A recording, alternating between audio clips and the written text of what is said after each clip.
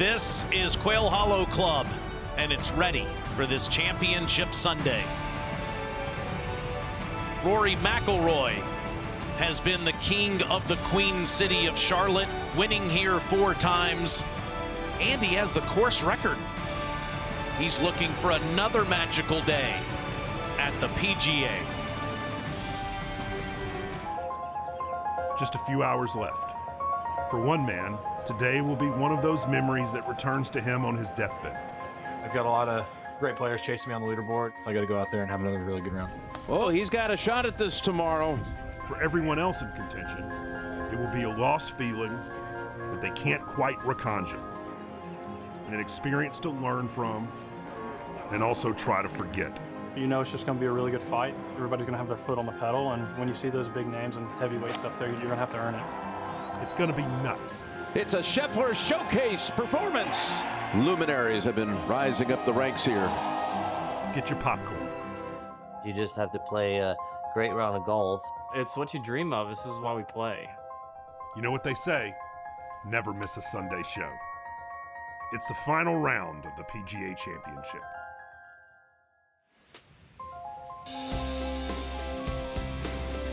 ESPN Plus and the PGA of America welcome you to the final round of the 2025 PGA Championship at Quail Hollow Club in Charlotte, North Carolina. With the 1996 PGA champion Mark Brooks and Andres Gonzalez, I'm Taylor Zarzer, honored to be here at Quail Hollow on this championship Sunday. Our group features 2-time PGA champion Rory McIlroy and South Africa's Christiaan Bezuidenhout. They're off in 3 minutes on the first tee.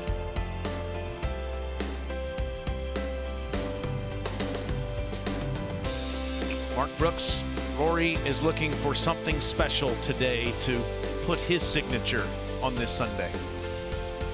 No question about that. I think his low round around this place is 61 or 2. 61, you said. Well, you would know. Course record hangs in the pro shop here at Quail Hollow Club. And you failed to mention you're one of a handful of esteemed actual members here at Quail Hollow Golf Club. Or Country Club. Which do y'all call it? Just Quail Hollow Club? Just club. It is an honor to be here, living a few minutes from the course and getting to see the whole world. Well, we've leaned on your insider knowledge, and we will continue to do so today, since you've probably seen every inch of this place. I worked the first tee as the starter at the President's Cup a few years ago, Brooksy, and I got to introduce Christiaan Bezuidenhout. He was a world-class player, and he plays with one of the game's biggest stars, and they've arrived here early this morning to watch him. The biggest moment of his professional life coming last month at Augusta National Golf Club, completing that career Grand Slam. Well, we're not going to have to worry about a weather warning horn going off. Looks perfect out there. In fact, we know it's perfect out there. Tell us about the first. Well, it's a stout opener. Slings to the right. These guys actually have to cut the corner here to keep it out of that bunker. 328 is in their wheelhouse. Today's hole location is front right. It's actually quite accessible for these guys. They've already had a handful of birdies here today. They're good at taking a 500-yard par 4 to its knees. This will be driver and wedge or 9-iron.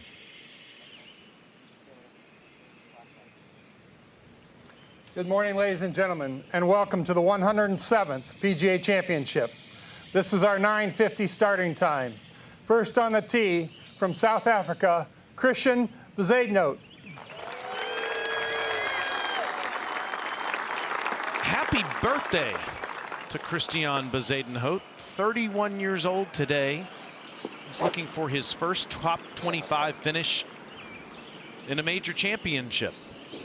Starts the day tied for 49th, but certainly could rise up the board with one in the mid-60s.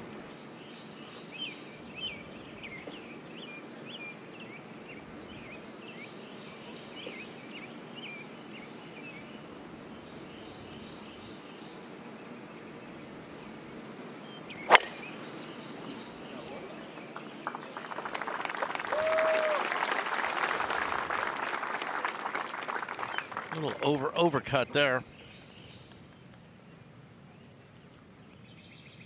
Out in the pine straw. Next on the tee, our 2012 and 2014 PGA champion from Northern Ireland, Rory McIlroy.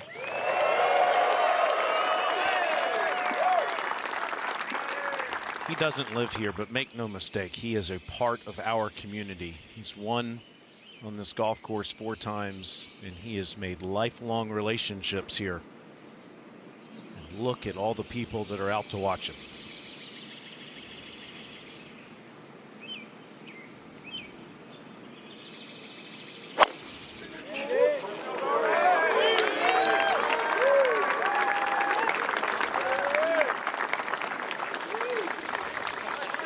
Just past that bunker and just fine into the first cut. It's a great angle in. Probably a gap wedge. He thought he was going to tee off early yesterday morning, but a storm prevented that from happening, and the tees were bunched up, so he had to wait till after the 1 o'clock hour. Andres Gonzalez walked with him, and he's walking with him again. Good morning, Dre.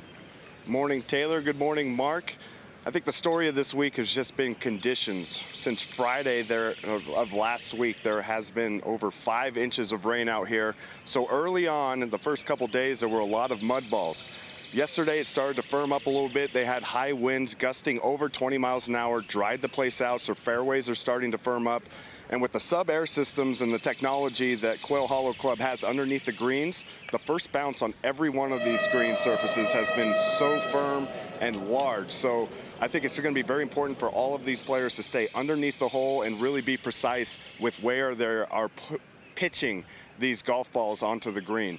But winds are low. These early groups, they need to go out, take advantage, and try to put up a number early, because the winds are going to pick up a little bit. Not as much as yesterday, but probably 10 miles an hour starting at around noon. Great stuff, Dre. Thank you. I bet we scared him a bit playing that horn from yesterday. You got me. After just before 8:25 in the morning, when Rory was going across the bridge, he was so gutted because he wanted to be out there in calm conditions and put a number up.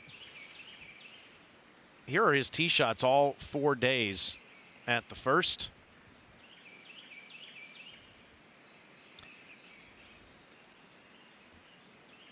Still looking for his first birdie of the week, and that was his best drive of the week.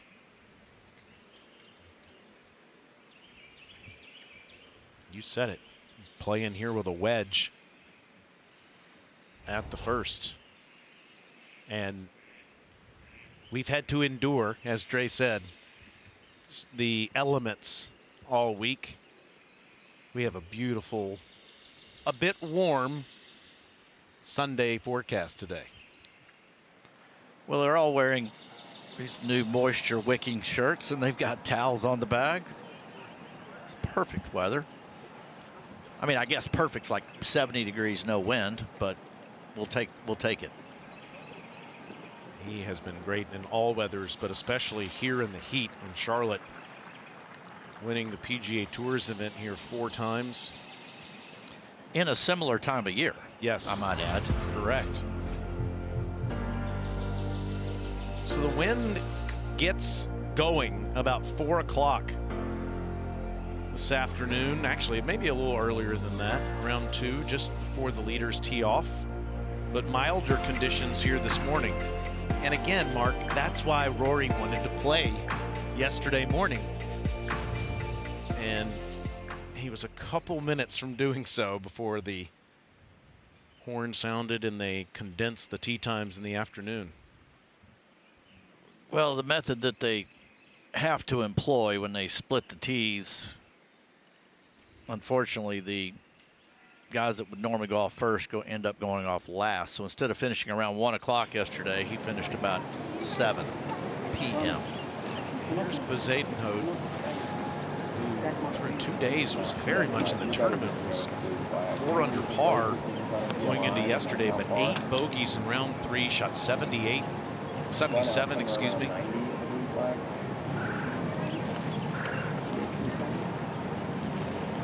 Well, this is a very bad lie in the pine straw, sitting down almost in a bit of a bird's nest. And from 200 yards, he's not going to have any option but to just try to hit it up over these trees, and he's trying to get it out to that 90-yard number. Good job. Nice shot.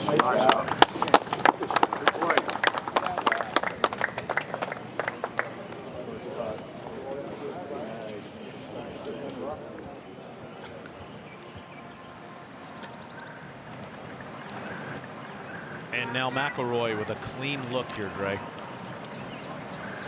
I think being in the first cut of rough is going to help him. There's a bit of a false front, or at least pitched into him the first 10 paces of this green, so taking off a little bit of spin out of the first rough is going to be perfect for him, landing it short of this hole location.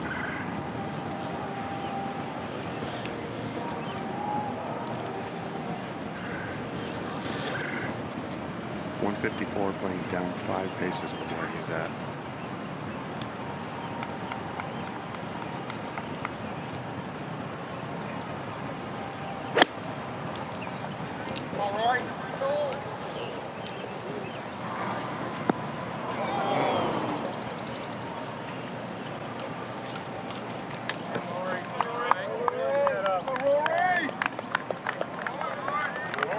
Slipped a little bit right on him, obviously.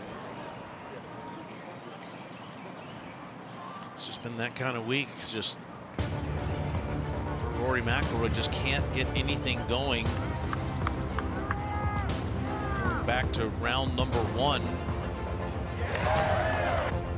Started with a birdie, but ended up shooting 3 over 74.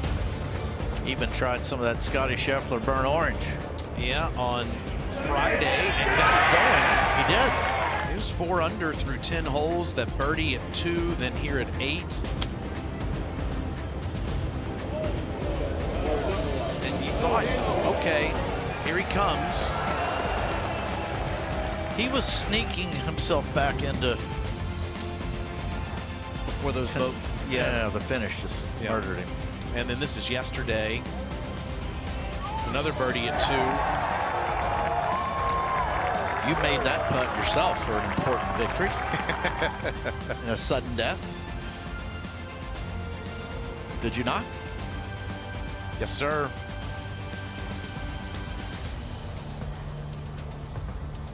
Nine of 18 greens. Not what he's looking for. Just the first today. And that shot, Trey, that Rory just hit was a foot away from landing on the green and going towards the hole, but it's just been that kind of week. He just hasn't been as clean with his iron shots as he'd like to be when he is hitting good drives. 105 for Bezuidenhout.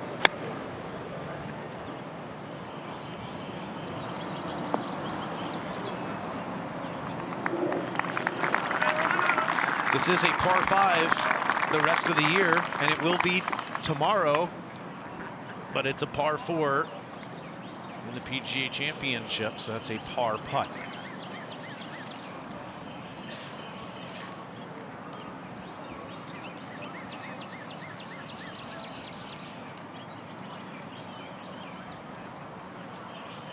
Three-time winner on the DP World Tour. Did have a second-place finish on the PGA Tour last year in the desert of California. He actually received first-place money because Nick Dunlap won the event as an amateur player when he was still at the University of Alabama, so they gave Bezuidenhout first-place money.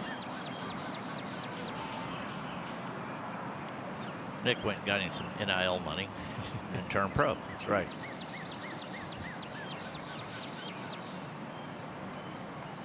All the way down the flat here for Rory. This is not the easiest shot. The green's running away from him very quick, and this club face is laid wide open.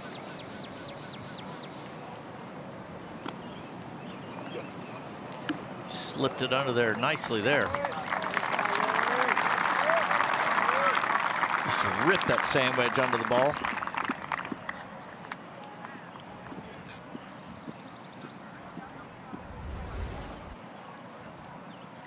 Just watch how little time that club spends in the sand. Very little. Just slipped under there. We discuss his prolific driving ability. Some of the other parts of his game have been scrutinized, and people have talked about how much better he's gotten in terms of precision. His short game is fabulous, always has been. Well, it's no secret he's fought the wedges a little bit over the last several years, if not some during his entire career.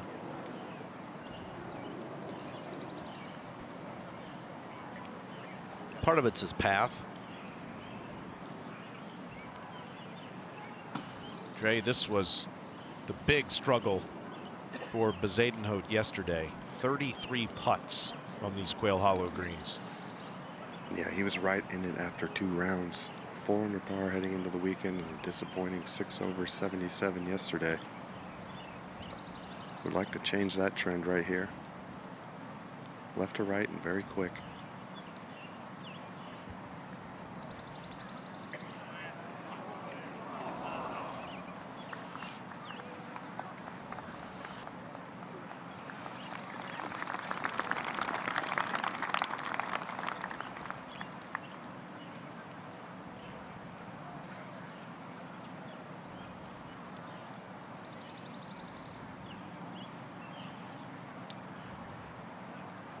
Mark, you mentioned how quickly that club went through the sand there. I mean, I think the average person is going to hit that ball in the forehead. It may end up in the trees on the other side of 8. No doubt. Just under 6 feet. It is going to have movement to the left. Just split that right edge and hit it with some conviction.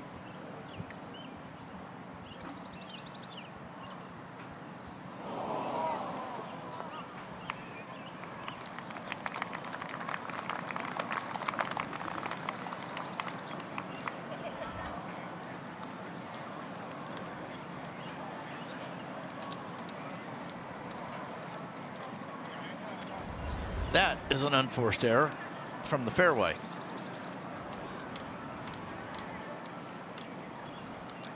Just needed a little more pace. They walk up to the second tee, and it's about to be full send for Rory over those trees on the left. You can try a line that's too far left, but they probably got a large tree picked out. Certainly Rory does. Softer conditions have made it a little easier to hold this fairway that slides hard left to right off the tee.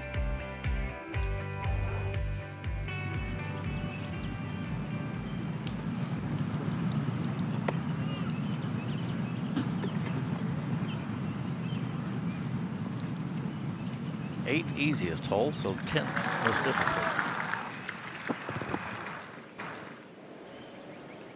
Wind is down compared to yesterday. If anything, just a breath behind these players.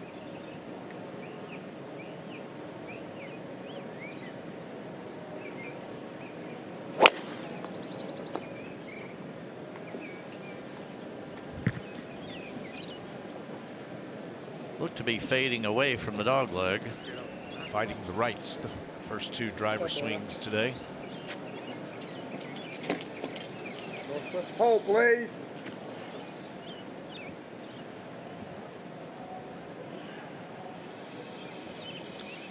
That tee didn't go very deep into the ground there.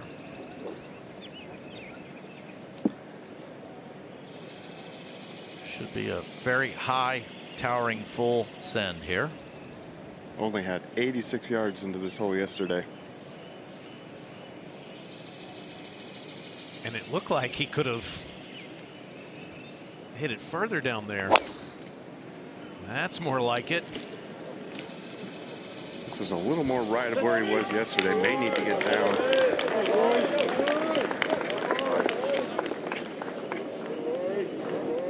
Just into the rough. Not a bad angle from there, though.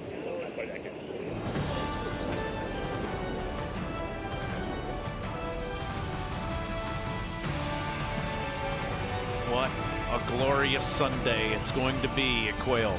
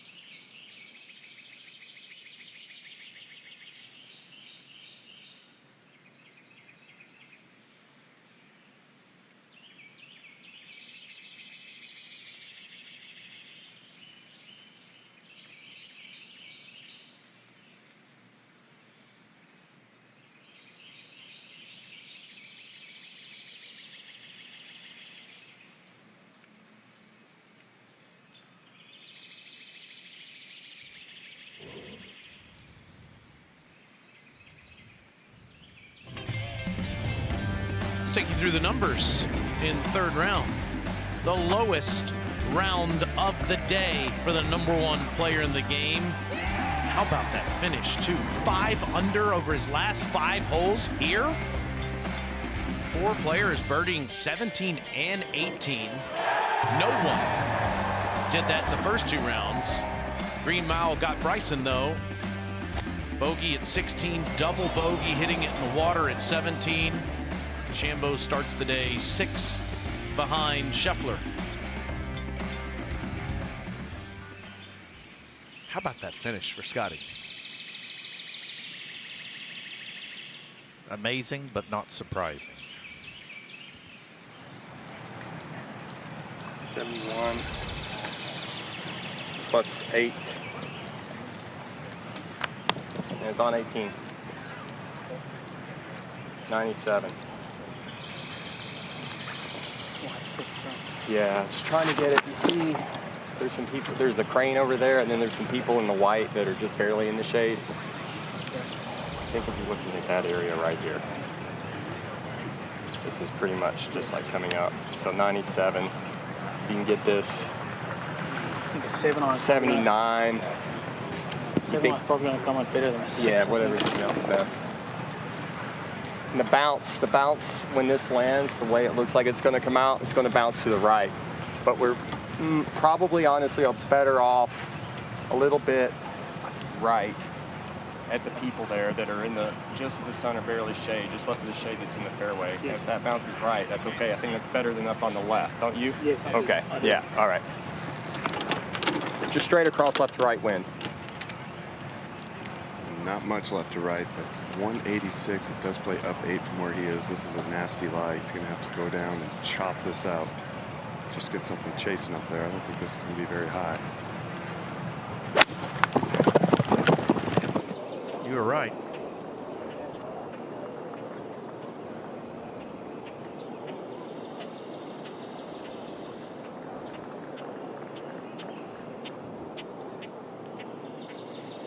Nothing wrong with that. Good place to play your third shot from. It was not a good place to play your second from, though, however. True. Rory's got a very doable lie here. Not going to come out with any spin, but should help him land it short of this ridge. It's just a few paces short of the pin to get up on top. straight left.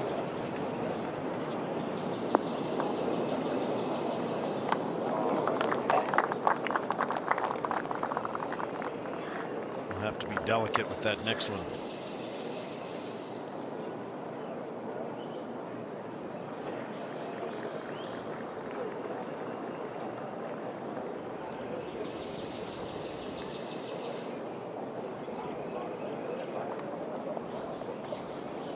Good communication we heard a moment ago from Brandon Parsons, Bezuidenhout's caddy.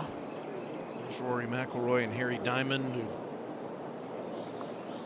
each celebrated the biggest moment of their professional lives last month at Augusta National.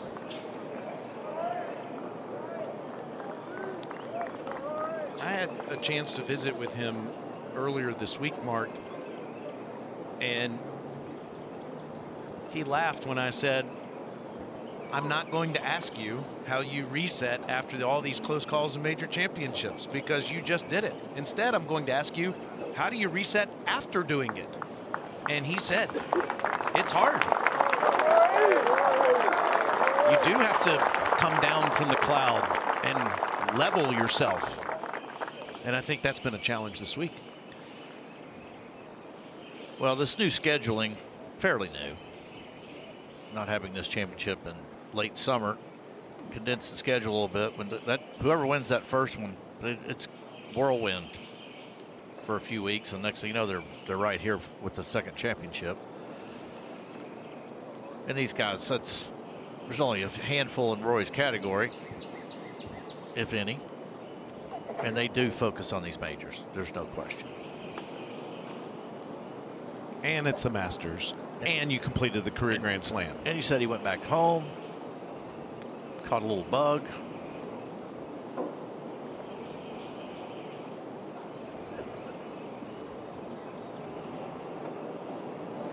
Relatively straightforward pitch here. Yeah, Christiaan left himself in a great spot, fairly straight all the way up this slope. May want to die to the right.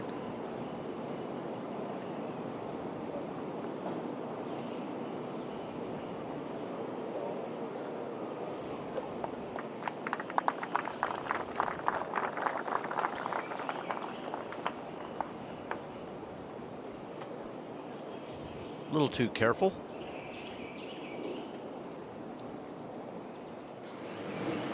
Speaking of careful, Rory is right up against the primary cut in the first cut, so he's going to need to come down a little bit steep on this, and with as quick as this chip is. I think he's blading this again. Yeah, I think he's going to as well. I like that play. Bellying the wedge. Belly. Hit it right in the middle of the equator of the ball. Just didn't know if he was going to be able to do that with as much grass as there was behind it.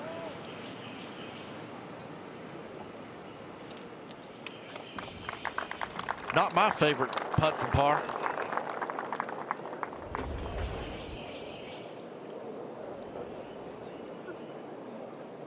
Ooh. Thing popped up. Might have caught that above too high above the equator.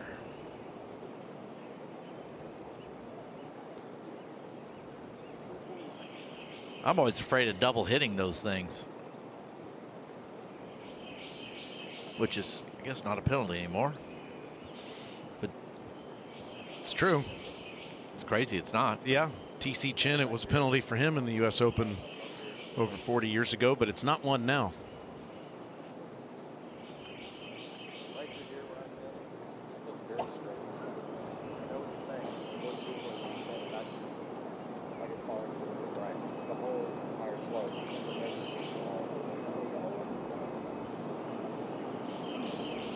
Really not a lot to this putt.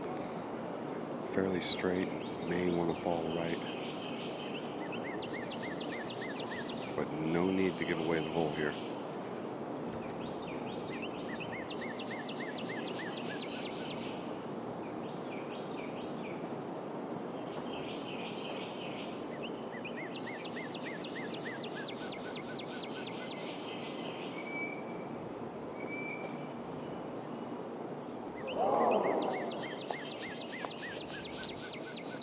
Rough weekend continues. That's 10 bogeys since the start of his round yesterday.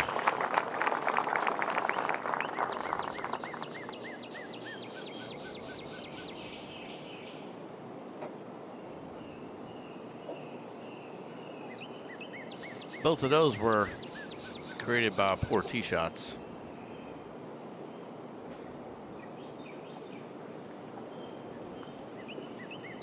Coming off a bogey at the first, I agree with you, Mark. I do not think that this is the most inviting putt for par here at the second. Quick downhill and has to get it outside the hole.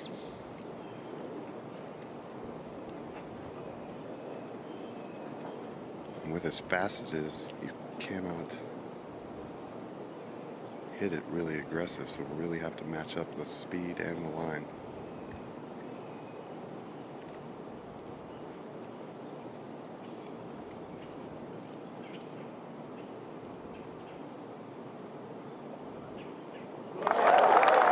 There you go. That was pretty darn good.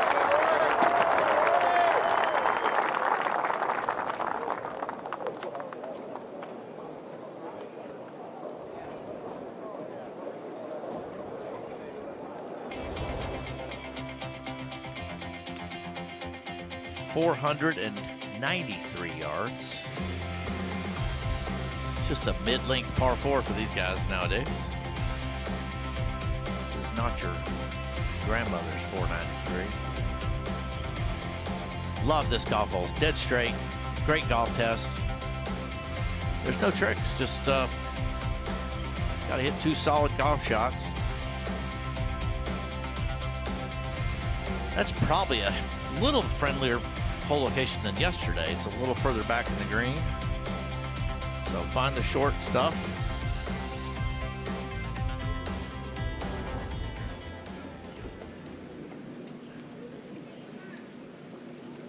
We've already had a few birdies here this morning.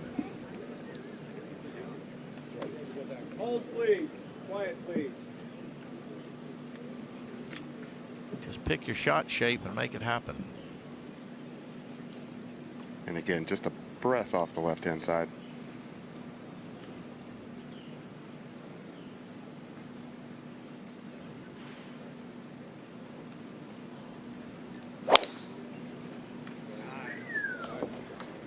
Heading towards that bunker, needs to get a favorable bounce.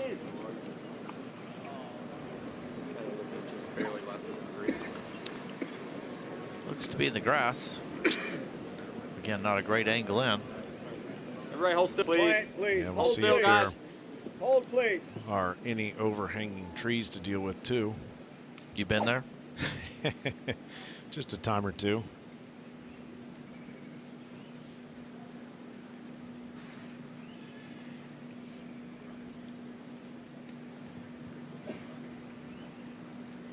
First 2 tee shots have been right. Can he straighten it out?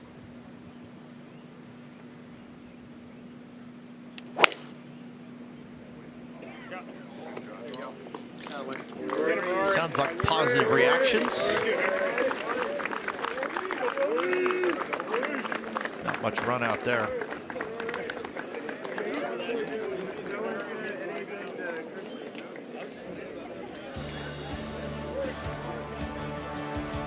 Can Scheffler win his first PGA?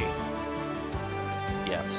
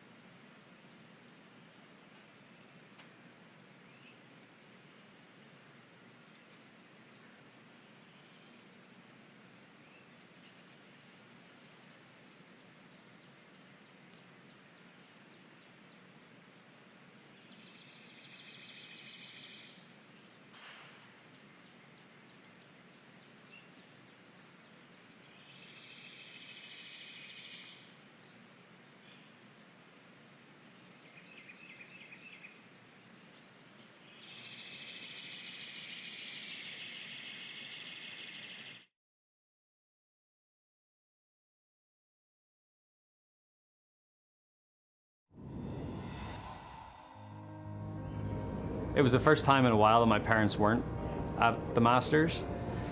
So to see them, to bring home the green jacket, they've obviously known my hopes and dreams, since I was a child, and I think for me to be able to bring it home, for them to see their son achieve this lifelong dream, it was obviously very cool for all of us. But I think for me, as you get older and you start to think about your parents getting older and they mightn't be around forever, I was just so grateful that they were both there to see me do this, and felt very, very lucky that I could celebrate it with them. So, I just thought it was important to go home and spend that time with them.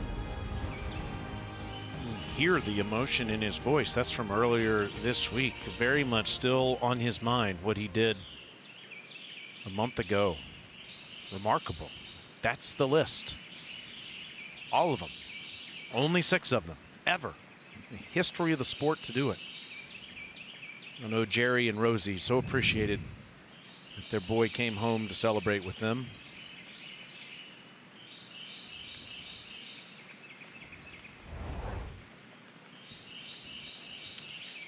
Some pretty big dreams come true.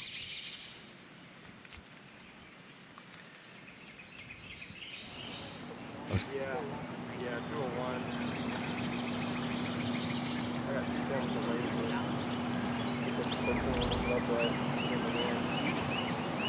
Still doing that. Mainly negative. See lights up there? Yeah. What'd you say? 201? 201. Yeah, I like it.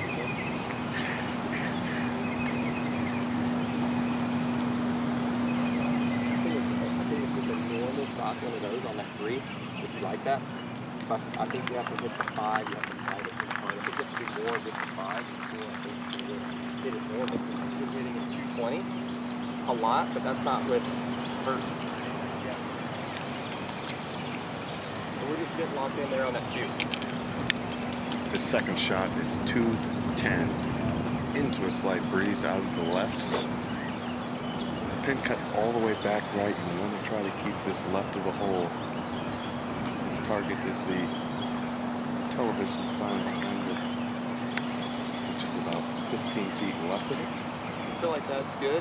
Look at these slides. If you have what's How much hurt do you think there is right now, Drake? 4 miles an hour, maybe.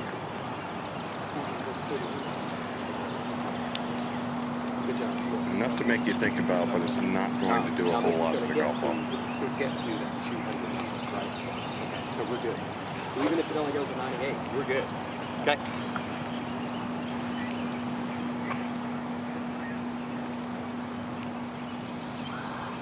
I agree with his caddy there. If it flies 98, greens have just been so firm, and it should bounce back up onto that back tier.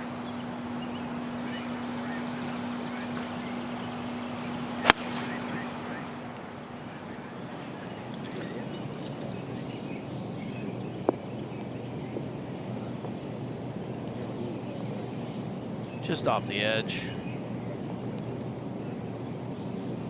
It's going to say, make sure you do the most important part correctly, which is put the ball in the middle of the club face. Dre, any issue with trees here? Big issue with trees. He's going to have to hit a little runner up the neck of the green.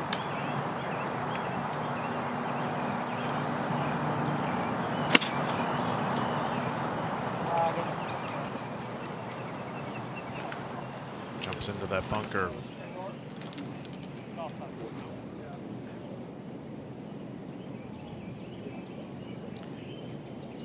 Almost impossible to curve it from this stuff.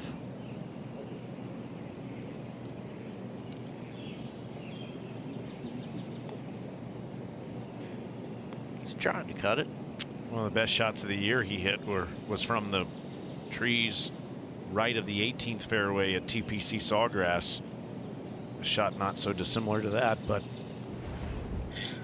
to your point, he's in the thick rough this time instead of the pine straw.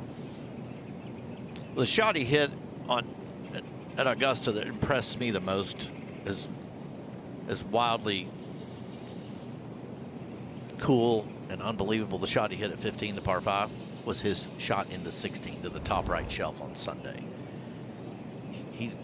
There's no way he loves right hole locations, and it's fading with irons. He has a lot easier time fading a driver than he does an iron, certainly a short iron, and that was a beautiful shot.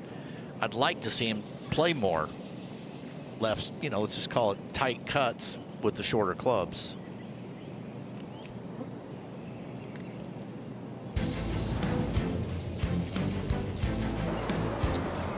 Yesterday he had some issues in the left rough. Over the tree, but into the bunker, that same bunker. The difficulty here is you got a ridge to get over. Kind of landed into it.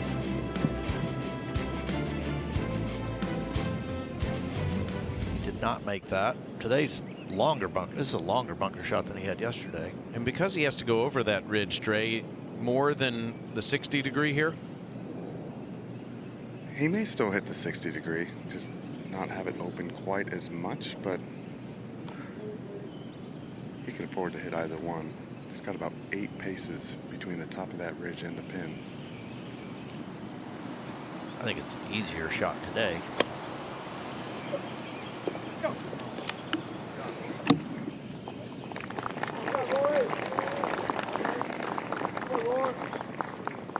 That's probably in the B category.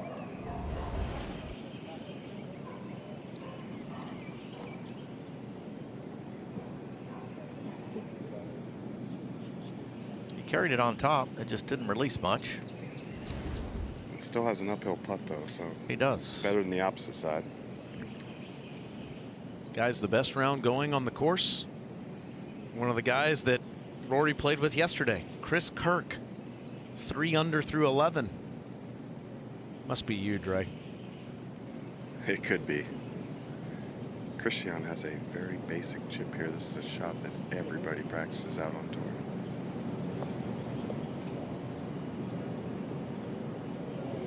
There you go. The first birdie from the group. It's a hole out for Bezuidenhout.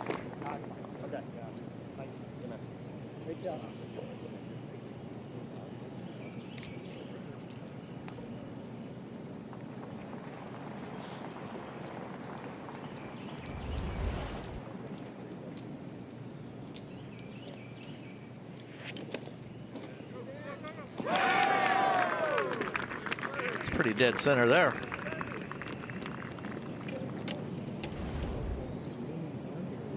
Just kiss it off the flag. He's still not thrilled.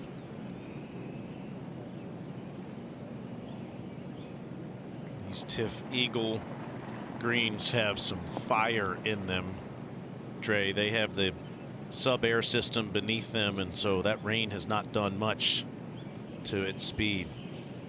Yeah, they are firming up and speeding up.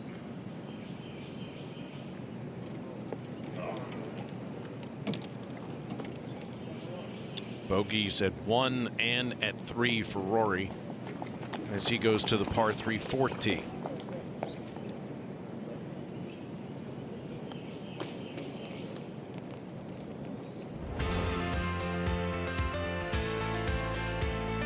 They slid this whole location further back and left. Taylor, you said you like this. This is a good spot. Should see more 2s here.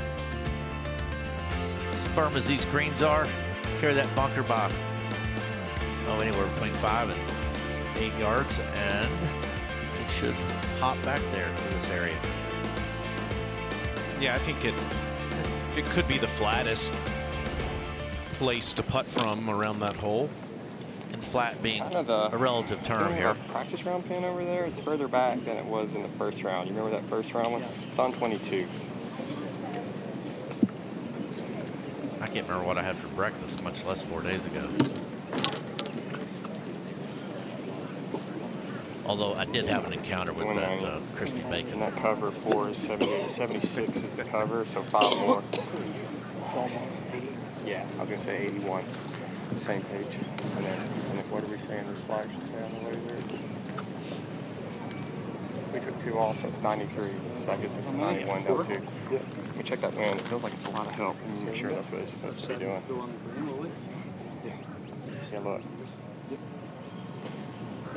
This is what it has been doing. It feels more down. The top of that ridge is that Q. Do you see that? So I think we're just coming down on your number there. So we're trying to hit this. We're trying to hit this 81. It's helping 6, 75. Okay. Yeah. What you got in your hand? Yeah. I think you just that good flat one. You know what I mean? You looking at that T-Mobile logo? I think it is. Yeah. Down on the stairs. That's it, man. A man from Kentucky speaking to a man from South Africa as they get the right number. Yeah, let's get connected to that part. Take a breath. Feel that part. Yeah, they've been discussing everything quite a bit. These first 3 holes and now the 4th tee shot. But I want to hear more about this bacon encounter. I love bacon. It was an extended encounter. Ooh. Wind down off the right.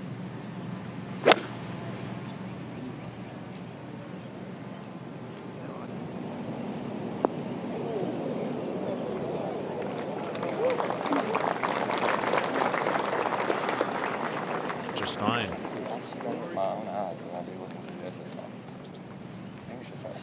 Parsons used to caddy for J.B. Holmes, Josh Teeter, a couple of Kentucky guys.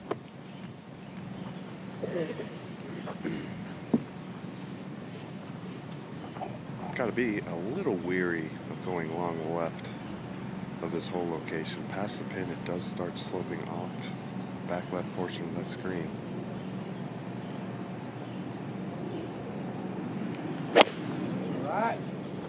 Way up in the air. You should like this whole location. A little firm bounce.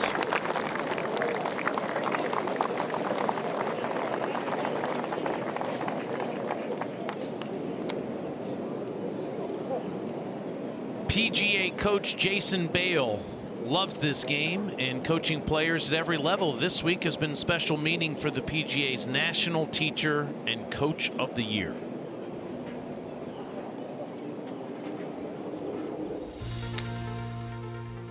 So I think your best rehearsals are the ones that almost that the right arm gets over left and face gets strong at the ball.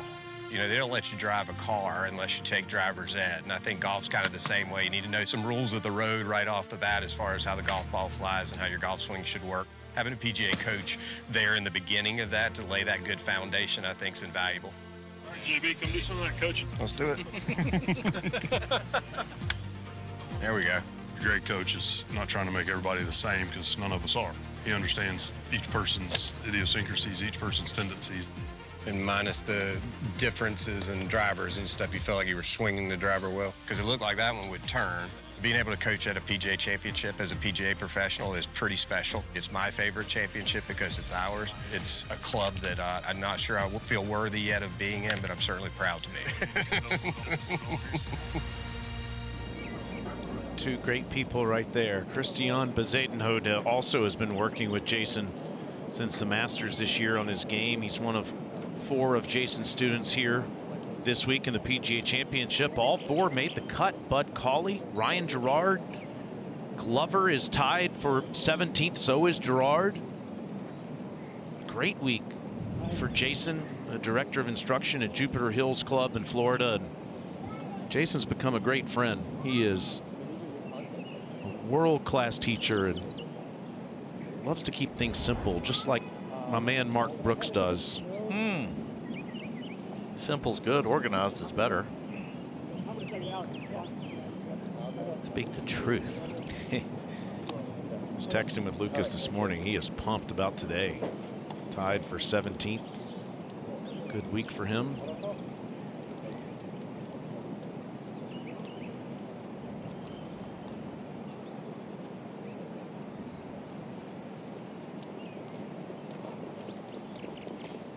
Rory, that is his golf ball, just just in that first cut of rough. And Bezuidenhout a bit longer away here, putting for birdie.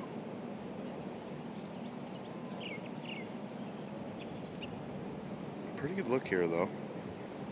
Keep it short of this pin location, breaking to the right the entire way. Once it does pass the hole, though, it'll start moving back to the left, which is what Rory's going to have to deal with. Being on the opposite side of the hole, his will be moving to the right.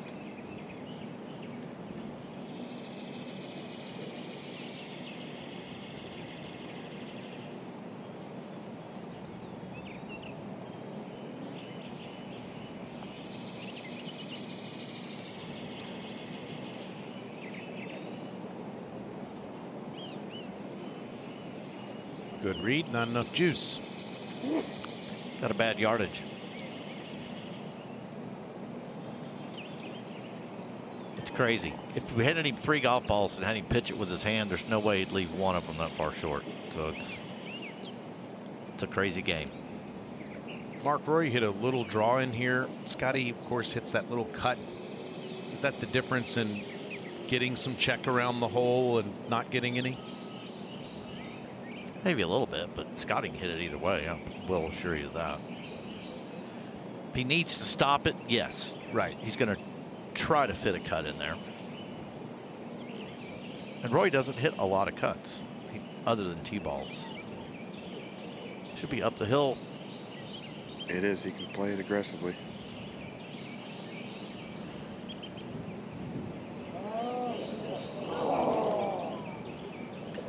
And he did.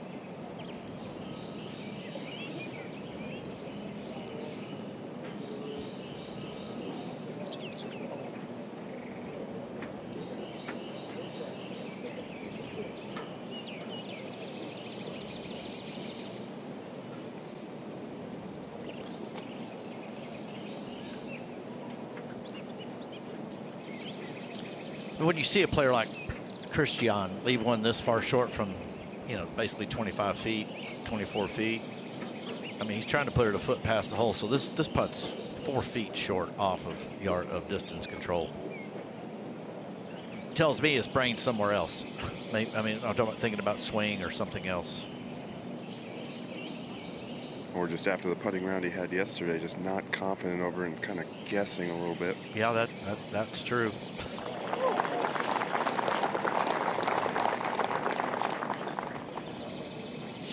First steady par.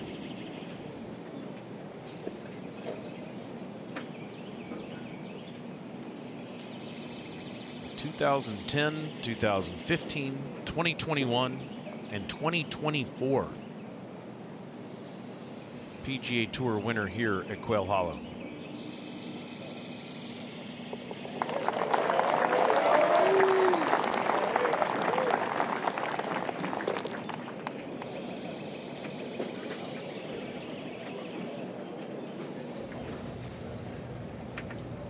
And they go over to the 5th.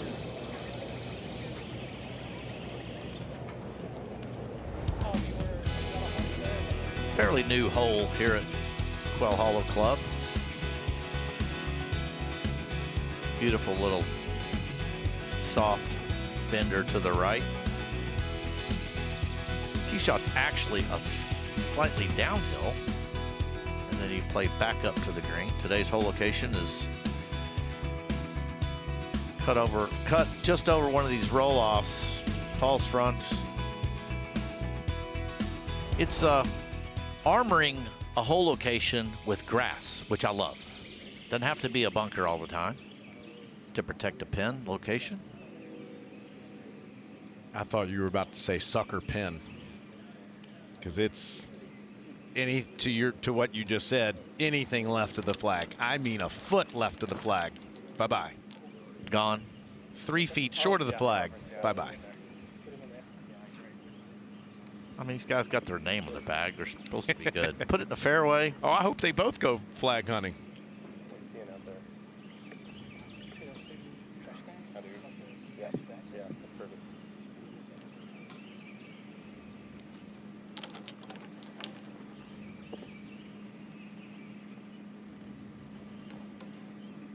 Mark, this is probably my favorite pin location on this entire hole. And it's not a sucker pin if you can get it into the fairway here, because you can get a short iron and control your spin, but you have to be wary of the deep rough left of it and that false front.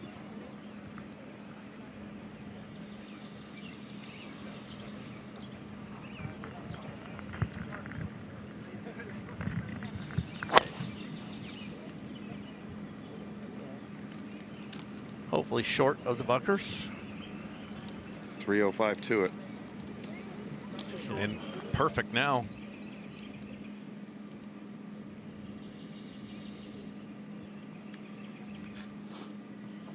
That is, all of those bunkers typically are flown by this man. Well, it's only 310 over the right side for Rory. That's it? That's all.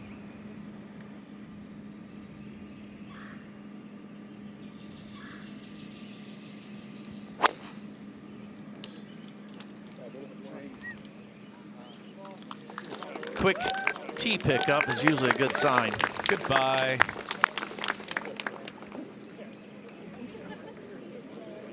Hand him his shortest wedge, please. Scotty Scheffler at the top on ESPN Plus.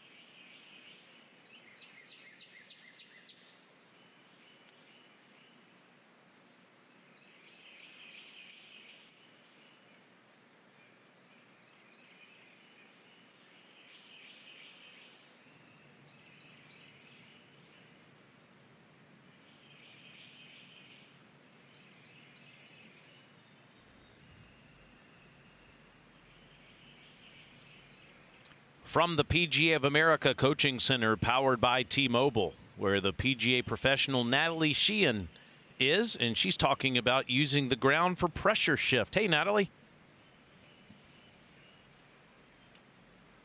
Hey, guys. So Rory does something that I think is really interesting, and in his downswing, he actually gets that left heel. I've got my half tennis ball on the ground. He actually works his left heel a little bit toward the target, and something that a lot of amateur golfers struggle with is using the ground efficiently to help them create speed and power. And so what I see a lot is that sort of spin out of the legs. And this is a great drill to help you fix that and also help you get the club swinging a little more out to the right if that's something you struggle with. So I've got it just next to my heel there. We're swinging back, and I'm going to step my heel onto the tennis ball to start my downswing. Keeps the hips a little bit more closed in transition, which can really help you push up better from the ground and create better, more consistent contact. Great stuff, Natalie. Man, I tell you, he fires through the golf ball, and here's a look at it here, Brooksy, that how much force he gets from his lower body. Well, you could see that left heel landed closer to the target than where it started. It's a common trait. Jack Nicklaus did it famously.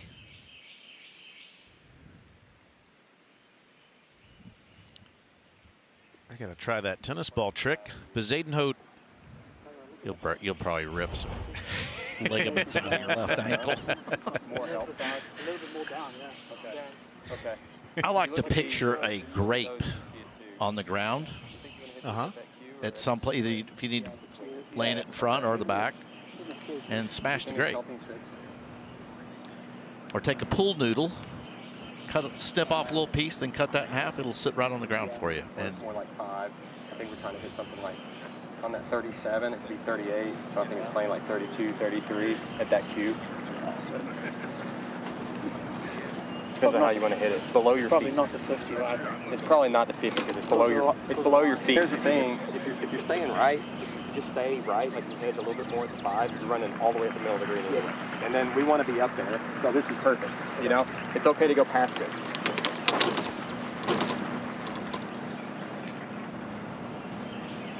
We're saying it's like a 33 shot, huh?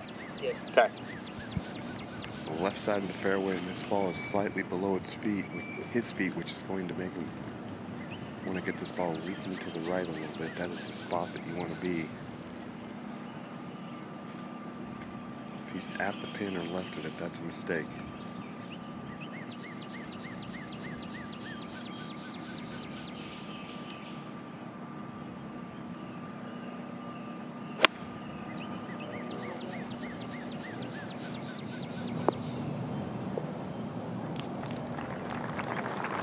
Safely aboard. I'm going to go out on a limb and say these guys ought to be able to make a ball curve either direction from 138 with a ball above or below their feet a little bit.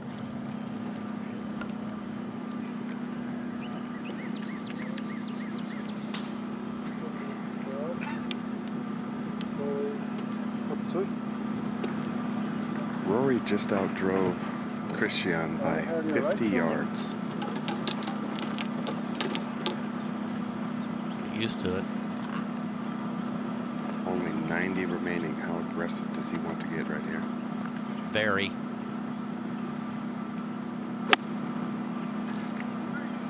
Just get that ball to go where you're looking. Looking. That's the key to golf. That was pretty. The key to golf is the ball goes where you're looking, not necessarily where you're aiming. We could talk for an hour about that.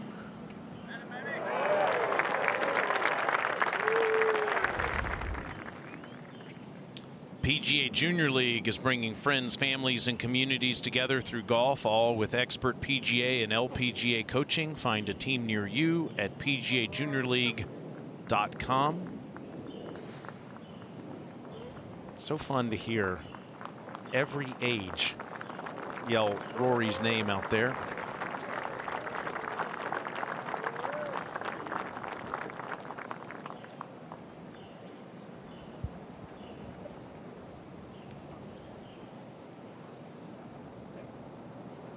Who knows, that could be a future Quail Hollow Club champion, that little child over there.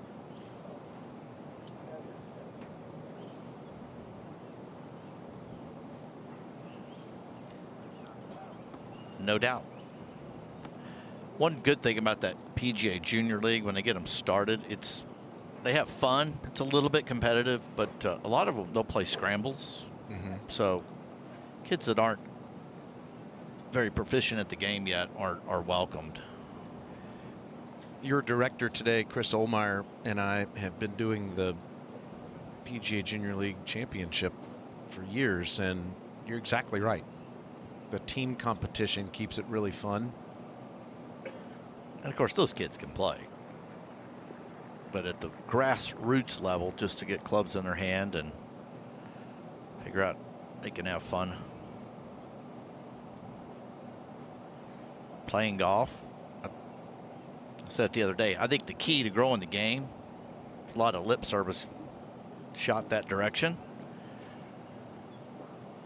I think the key to growing the game is growing the passion for the sport and everything that it represents.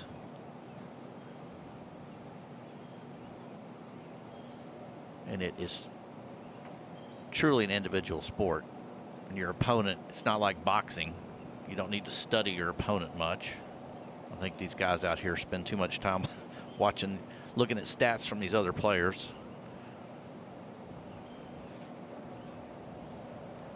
This is going to be fairly quick. Maybe a cup outside right. Most of the break will happen in the beginning when this ball in the second half of the putt will straighten out.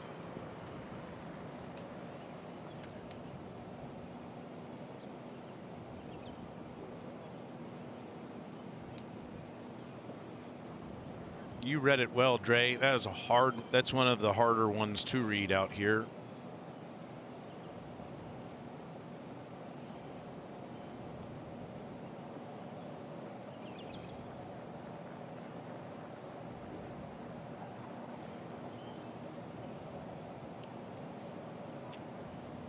Great shot in here by Rory, just landing it on top of that false front, controlling his spin well, and now has this remaining. And just needs to split that right edge. Half the ball in, half the ball out.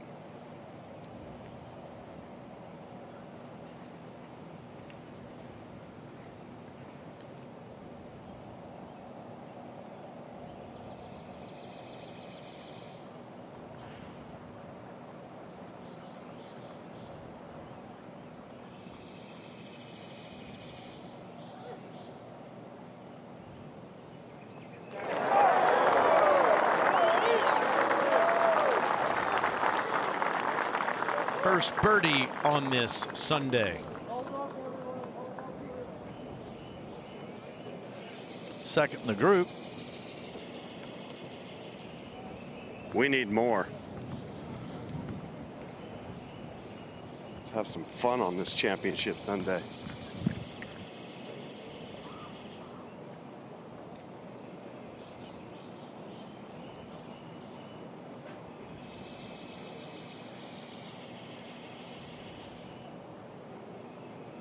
Typically, you're thinking if you could get through these first 6, then it's time to score. But who knows? They've handed out some birdies at the 6 this week, and there's been a hole-in-one there too. Siwoo Kim, the longest hole-in-one ever recorded in a major championship. Siwoo hit it from 252 yards away on Friday. They duplicate the pin? No, they've moved it over. Kind of out in the center today. It's 252 though, Taylor, same yardage. You can pick whatever shot shape you want here. Doesn't matter. Just try to put it right in the center of the green. You can see this hole has had nice resistance to scoring. Almost 3.3 strokes over par. Here it is.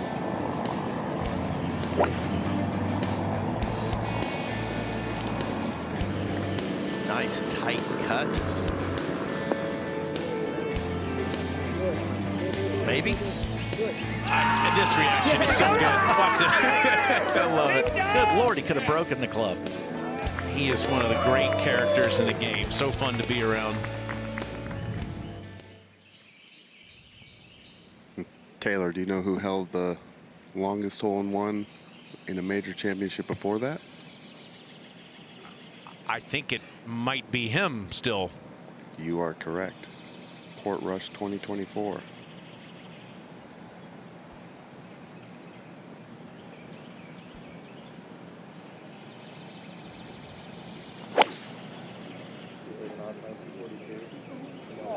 Cut. Trying to cut back, but just holding. It did not.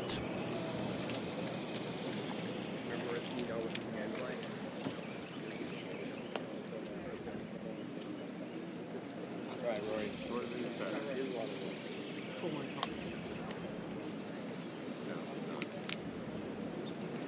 This was hitting the number that we want right now a lot of times, but not on that flat one. You know what I mean? It was like the other one. It was going between 242 and 236. So I think that's right. This is what we're talking about. Yeah, that's right. Yeah. Be quiet, guys. Be quiet, please. Let's go see it.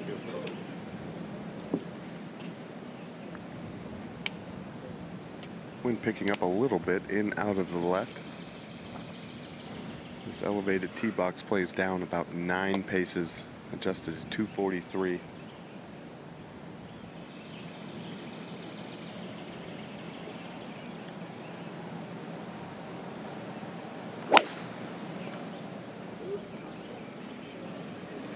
This looks pretty good, just left of it. Didn't make solid contact. Comes up well short. But both players have plenty of green to work with. We're at the par 3 6th on ESPN Plus.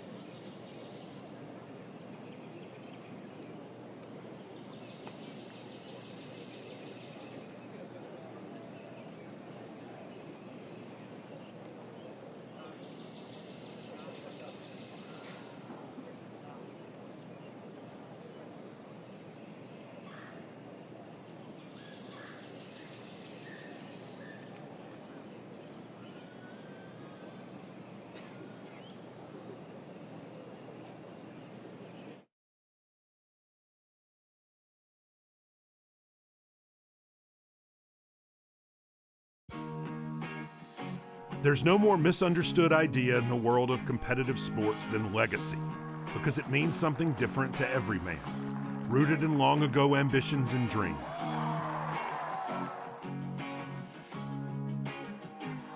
And so the true prize of a major championship isn't a sterling silver trophy or an enormous check, but something that lives in the distant mountain mist of tomorrow. What it means is a mystery, even to the golfer who wins it, and can only be revealed in time. Will Scotty Scheffler be joining Mark Brooks for supper next year at Wanamaker? He has a 3-shot lead heading into the final round. So you're saying there's a chance? I was hoping you were going to say yes again like you did a minute ago. Yes. Who is, we're going to talk plenty about him and what is in front of him today. Who is your favorite person or story that you've experienced in the last 29 years, like at dinner? I think about Lee Trevino in those dinners through the years. I'm sure he's been a lot of fun. Jack, I know, has been there plenty of times. Obviously, you said yesterday you want Tiger back there next year for the dinner. I got to hear about this. First, we need to watch Christiaan play a second. Oh.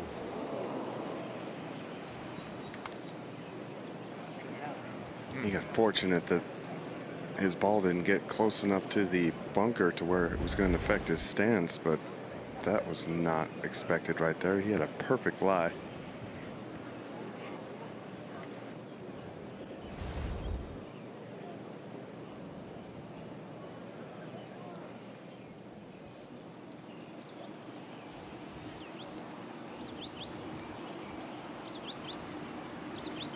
Once this ball lands, it's going to want to kick to the right.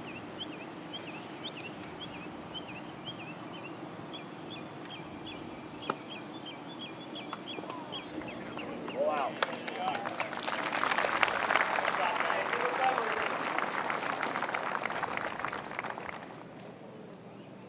I'm speechless. The dinner story? I'm still thinking. Beamer? I don't really have one. Yeah. I've got time for more than one. I mean, we had a interesting group conversation at Southern Hills, and I'll tell you about it after Rory pitches this ball up the green, get it inside, I don't know, 6 feet, he'd be happy. Under the hole, that's his target. He has a perfect lie with a little bit of cushion out in his first cut, fairly straight. You want to move gently to his right.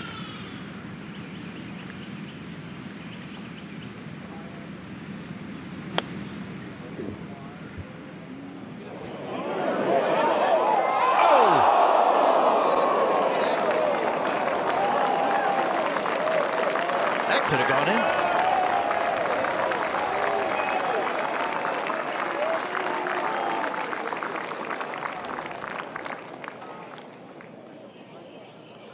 Running a little hot, maybe influenced by the flag stick, but It was, and it didn't hit dead center.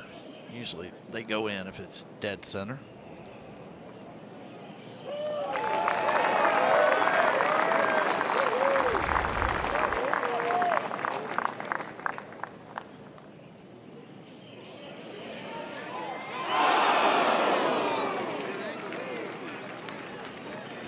A touch hot, probably 6 feet by.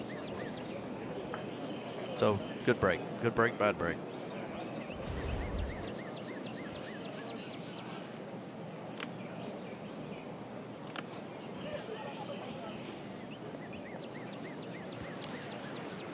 Big Anyhow, putt here by Christiaan. He's got outside of 10 feet. And this for bogey. After dumping that first ball into the bunker. Splashing out to this point, can ill afford to lose 2 shots. Trying to minimize damage.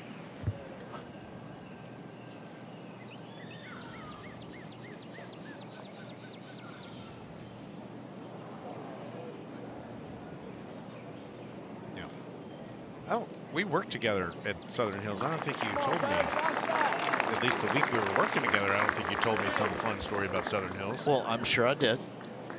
You just forgot. At the dinner, you know, usually the defending champion doesn't like to speak much. They're not really adept at public speaking, even though it's a small dinner party. And they say their niceties and thank everybody, but it had gotten a little quiet. So I had the idea of a question or two that, and then make every player at the dinner answer, so we could get everyone involved. Yeah. And I want to say one of them was their favorite club growing up. What golf club do they remember? Like one of the early clubs that was. And the other question I asked was they had to name the best shot they've ever hit that they can recall in competition, and the worst shot they ever hit in competition. And it turned into really fun about an hour. Everyone, of course, whoever went in the top 2 or 3, the other guys had a little more time to think about it, but it was very interesting, revealing, somewhat emotional for some of the guys. Sean McKeel hitting his 7-iron to 3 inches on the last hole at Oak Hill. So it was good, and that I probably remember that as much as anything. What was your greatest shot? In the end, my most memorable shot, my bunker shot on the 72nd hole at the PGA. Kind of sneaky, tough bunker shot that I got to about 6 feet or so and made it to get into the playoff. Would you mind doing that again next year and recording it? We'll have to talk to Julius Mason about that. I love Jules, but I think speaking for Dre and everyone else, I would love to hear that. My question this year was going to be, you get 1 mulligan in your career. Ooh. And if you don't name it, we will. I love that game.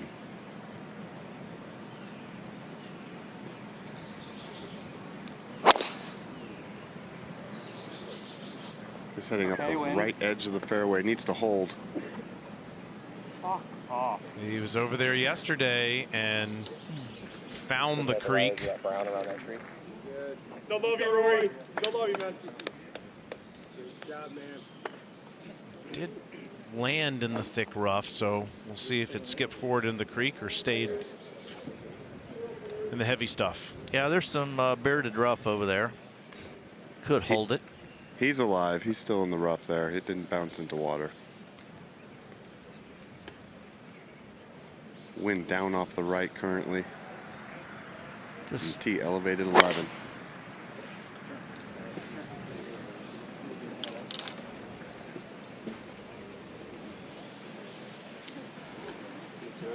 Wow, the last hole he didn't trickle in. This hole he does.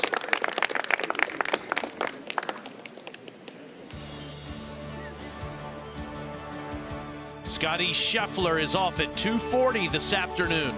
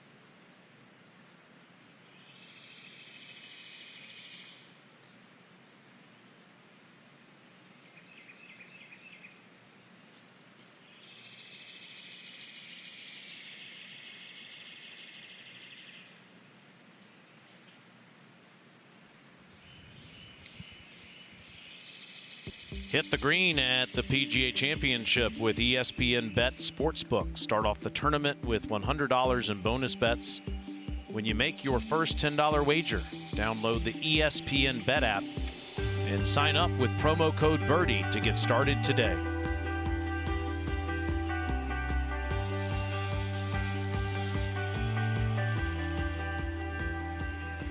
That's over at the 14th. There'll be a lot of people there this afternoon.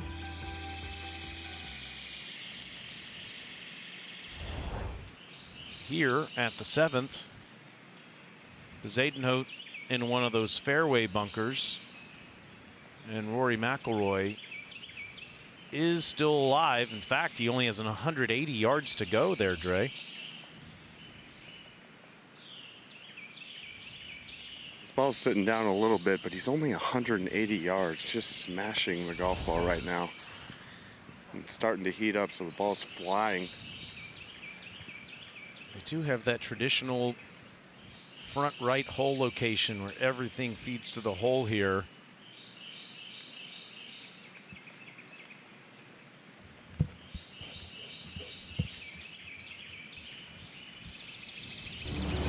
Tommy Fleetwood.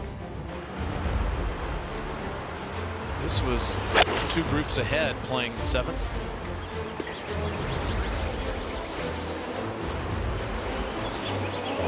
No, did he do it? Are you kidding me? Come on. Colin Morikawa hit the rock wall earlier this week and bounced forward, made birdie, and now. Don't tell me. No, there is the golfing god. Are you kidding me?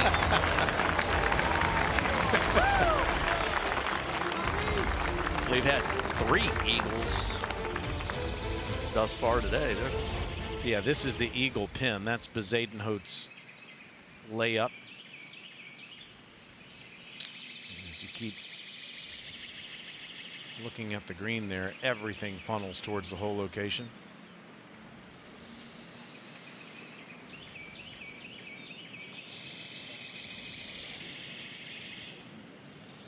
Having Tiger flashbacks right now.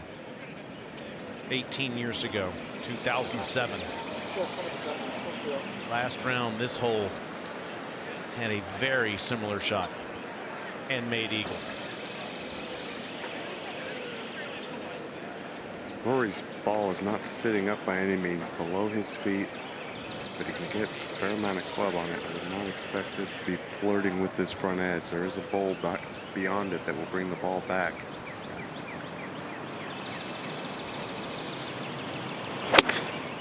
Ah, set. Oh my God, set.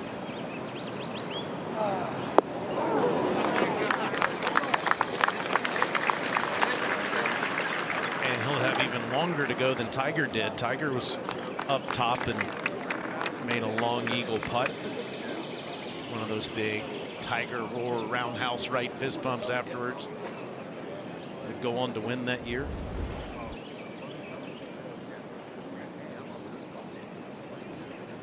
A jumper, Brooksy.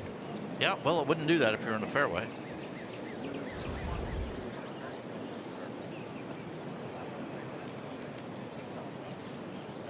Fairly appropriate punishment for missing the fairway. I think the rough's done its job this week.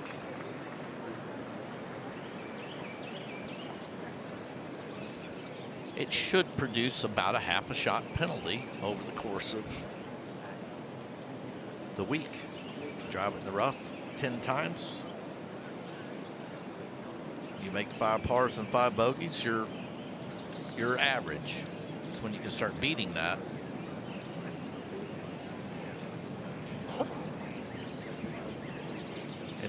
And one reason Scotty's up there is, you saw the stats, he missed 1 fairway yesterday. And he's not short. Pretty good combo.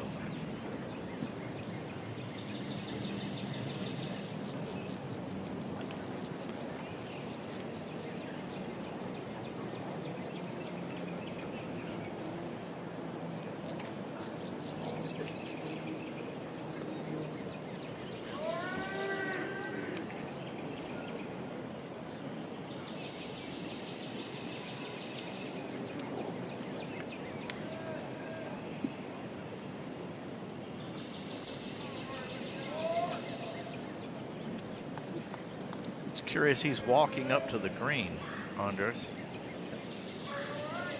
I think just seeing how much slope there is left of it and where he might want to pitch it. Anything added, just not a lot of room. There's enough, but 6 paces between the front right edge and the pin for him, and with as firm as these greens are getting, I think that's going to be a big part of how this championship unfolds the rest of the day, is how accurate guys are going to be with where they land their shots, which kind of plays into Scotty Scheffler's favor. He's one of the best in the world at it, if not the best. Straight at it is 79. Is the front straight at it? Correct. Yeah. You see, there's the one tree. I don't think that's far enough. You got to go more. You walk up the ball, right? Yeah. Is it on basically that second tree? Yeah, it's basically on the 7. Okay. It's still going to go down. Yeah, the 7's okay though? Yeah. Okay. The cover on that bunker, looking at that, is 76. What number are we thinking? It probably wants to pitch to use every. 82? Yeah, 82. What if it landed on the 87? Yeah, it's also. All right. And then the wind is like this. The trees that they are talking about are left of this pin. Everything does kick just a touch to the right. It's a lot of information. 87 yards. How about just left of it? You can use all that. Played to perfection. That is incredibly well done by Bezuidenhout. Just fly that bunker and gravity take over.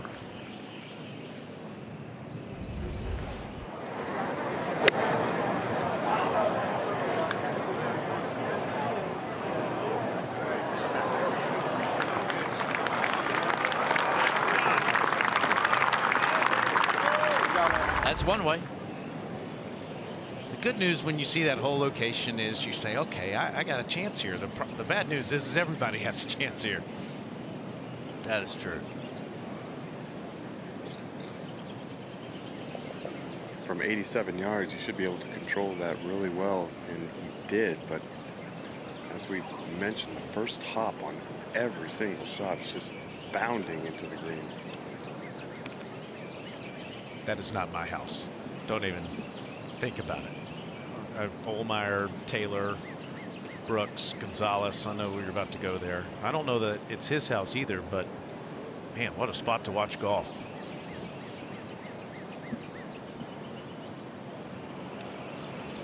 This is delicate. Just have to pick a spot on this ridge where you want this ball trickling over the edge.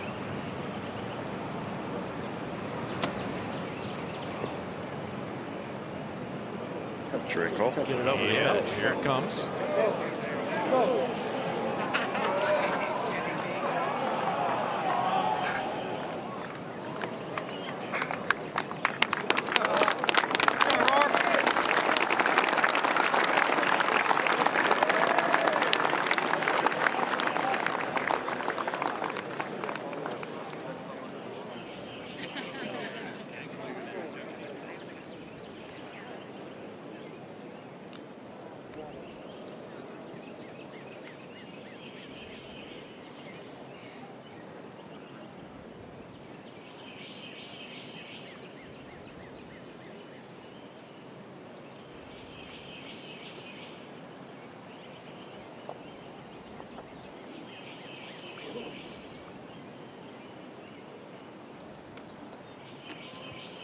I'm not sure Rory's overly pleased with where he left this, but so tough to hit that perfect speed down that really fast little bowl down here in the front right portion of this green.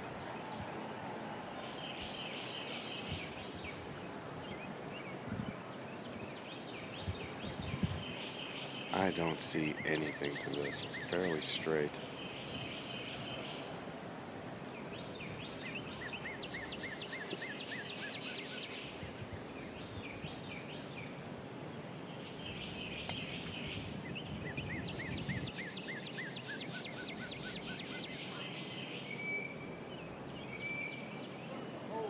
Oh, come on.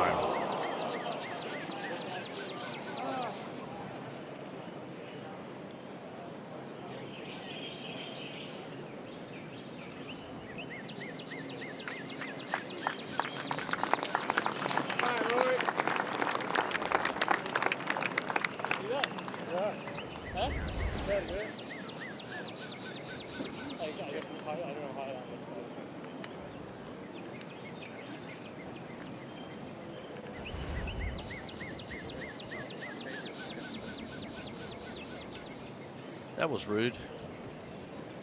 Ball didn't come right at all.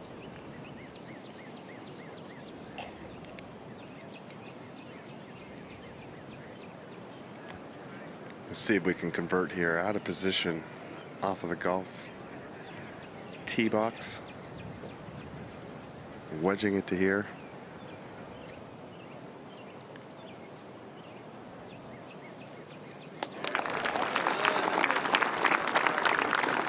Nice up and down there.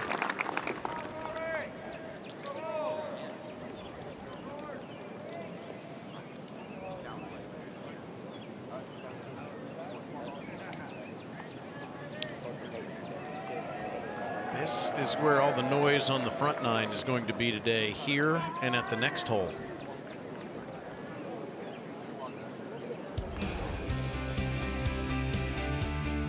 They've slid the tee markers up here. It's only 315 yards all the way to the hole. Slightly uphill. Driver's actually too much for a lot of these guys, and I'm going to assume, Taylor, help us out here. You don't want to be long, no good. X. Front bunker's okay. Yep. Anything short of the hole, right of the tree, or on the green. And that's a perfect camera visual there. Anything behind the flag is trouble. Unless it's just in that first cut, so it can't go racing through. Bunker face is 295, 315 is the hole.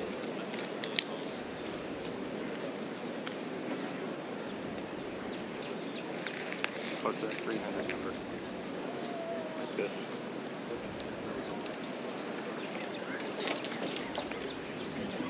.299, up a few paces to get to the front edge of the putting surface. Quiet, please. Still, please.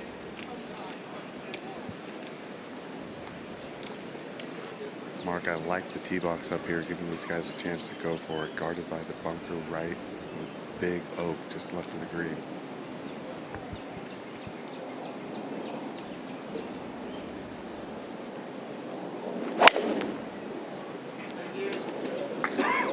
This is right at it. A good hop. Oh, hit soft. Perfect spot. I like it being up as well, Andres, so it gives everybody in the field, you know, a legit shot. Just like number 14 has a couple of rounds, if not every round. Sam Burns just in front of these guys. Just made birdie here. He's 5 under through 8. I saw that.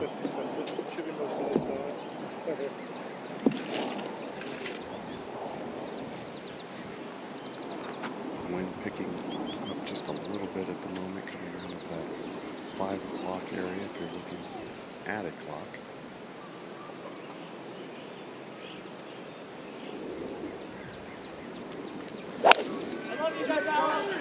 This is loose to the right, not thrilled with it.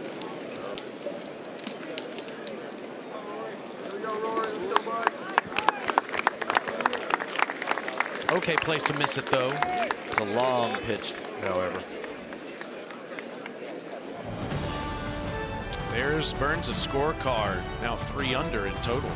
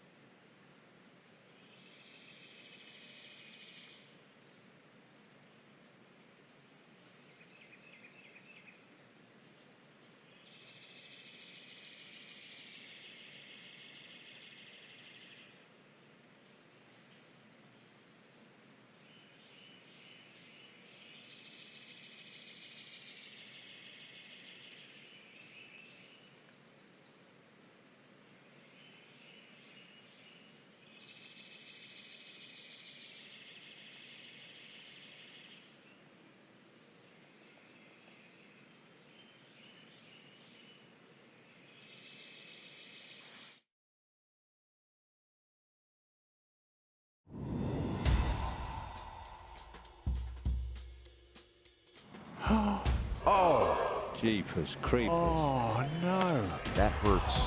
Bit unfortunate. I don't really get too down on myself with lip outs, especially bad ones. You just kind of like laugh it up because that's the game. The hole's round, so it's possible. I would say the one that you think, oh, it's dead weight, it's got to catch a piece, and then it just slowly lips out, and you just think to yourself, how is that possible? A lot of frustration, a lot of, I think, anger towards the golf ball, towards the hole. It gets your head spinning at times, especially in certain situations. And that's rude. Stole your line. Oh, it's just such a terrible feeling, isn't it? Rory up first. It's almost like you can will it into lipping out. But this is going bad. This was the rude one.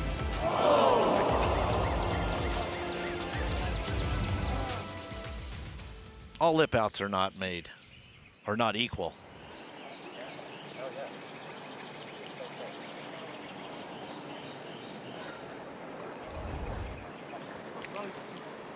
Well, the next time you're feeling sorry for yourself about lip outs, go to the putting green from about 4 feet and see how many you can lip out in a row. Because it almost takes more precision to lip it out than it does to make it. Obviously, those stats aren't up to his standards with fairways hit and greens hit. I would think in these next few weeks we're going to see the sharp Rory McIlroy again by the time we get to Oakmont and then the home game he'll play at Royal Portrush.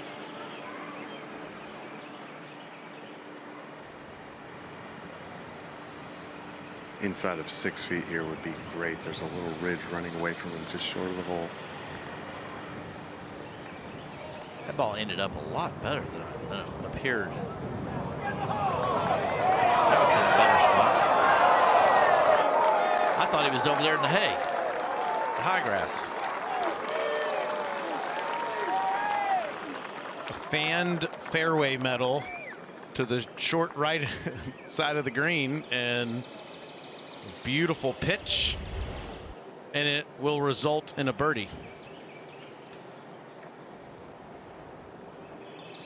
If you're wondering, folks, why he pitched it so far in the air, there was a big swale that he just took out of play.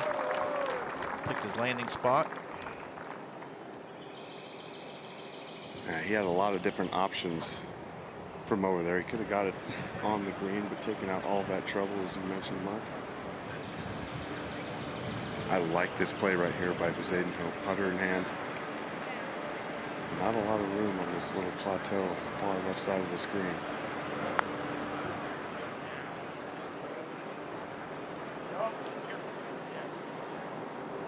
Especially like the play, given some of the struggles we've seen so far on the apron. You know, what we saw at 6 just a little while ago. You brought that up again? Sends shivers down my spine.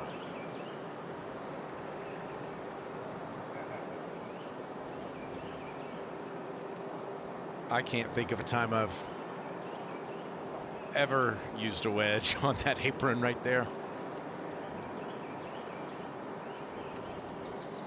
We were having a fun conversation, Dre, earlier this morning about using a putter or maybe a hybrid from aprons involving Christiaan Bezuidenhout.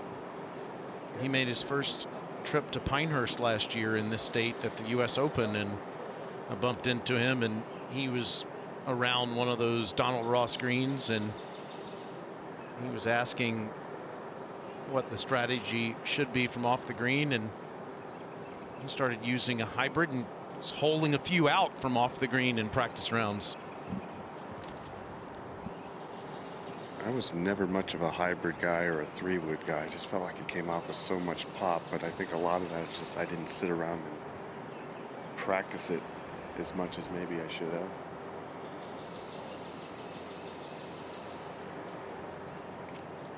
This is going to curl a little to his left.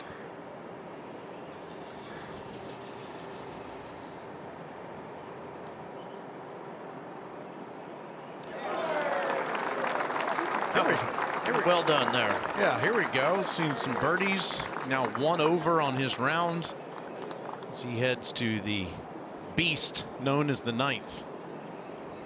I think they did it just to be cute, but on the card today, the actual official yardage. First, let's go to Burns. We're talking about the scorecard. This was in front of McIlroy. And you said Bezuidenhout. Yeah, you said he's been working on his iron game. I would say so. He stopped that from 200 yards. Our boy had 87. My point is, he made 4, but I think you could have stopped it here. It's not a mile past the hole. What a beautiful 3. He has always been such an exceptional putter. Oh, sure. He's now 17th. He was just inside the top 50 to start the day.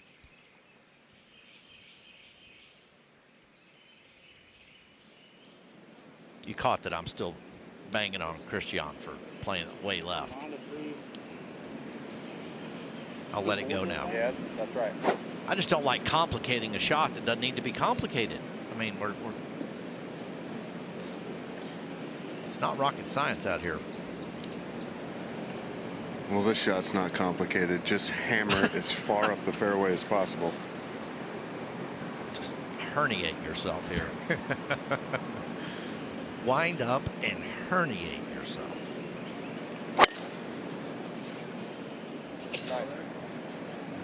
I was going to reveal this hole's 532. and number 7 was 531. I think they did it just to be cute. Christiaan is one of the shortest hitters in the field, so he'll still be a ways back. I think I'd be in traction if I tried to swing like this man and what he's about to do. No, you wouldn't, because you can't swing this fast. It's impossible. Christiaan may not have gotten it to the corner, so he may have to hit a hook around the trees. This man, on the other hand, I don't think he sees the trees. The wind behind them.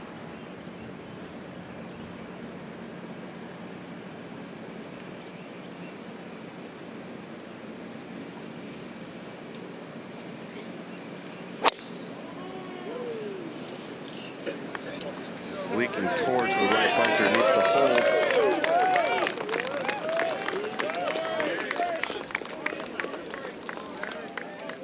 Just wiped it out there about 330. McIlroy is at the 9th on ESPN Plus.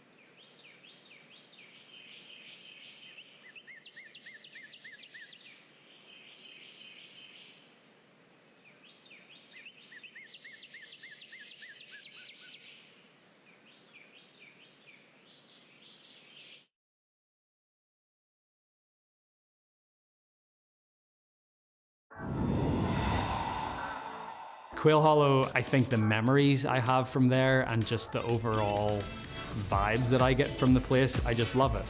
The design of the golf course too, the par 5s for me are reachable. People talk about Augusta being, tailor-made for my game, and in some ways I can see that, but I don't think there's a golf course in the world that sets up quite as well for me as Quail Hollow if I'm driving the ball well. If I'm driving the ball well at Quail Hollow, I feel like I've got quite an advantage over the rest of the field. If you go back to courses that you've been to over and over again, it's like, okay, well, I know what to do here. I've done this before, and I think that experience on a golf course is a big deal as well. He has been the king of the Queen City, winning here 4 times in dominant fashion too. In 3 of those 4 victories, really the one in 2021 was the only close call. 62 on Sunday 15 years ago for his first victory on the PGA Tour. 61 on Saturday 10 years ago for the course record.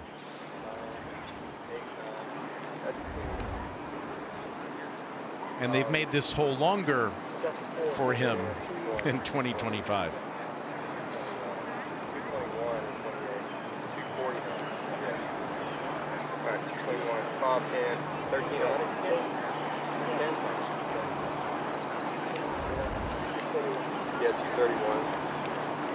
It doesn't seem like that long ago that we were Tiger proofing courses, and now we're Rory proofing them. I got a different take on that. I think it was Tiger guaranteeing them the longer you made them. Yeah, exactly. That's exactly what it showed me. Just hitting this at that cue up there. Got that 4-iron? Yeah. It should be just a good one, huh? Yes. Okay.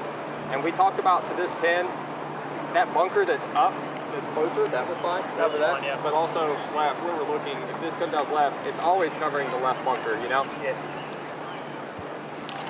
I know one thing, I don't have that many options from 246. So. Yeah, well, you could argue, Dre, and this is what I said to Rory when he said what you said. He was like, don't you guys want to give me a chance? When I showed him how long this hole was, I said, you could argue you're the only one with a chance now. They're Bezuidenhout proofing this course. Big oak tree about 100 yards out on the left-hand side is in his eye line. Hoisted up in the air.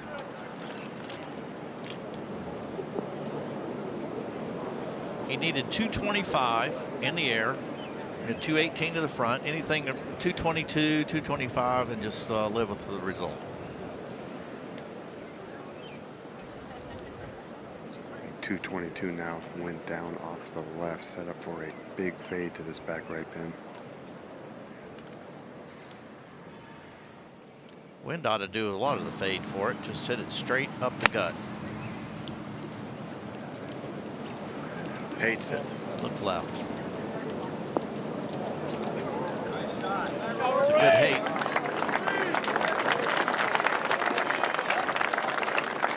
I'll probably sell that one a little later this afternoon if the wind picks up.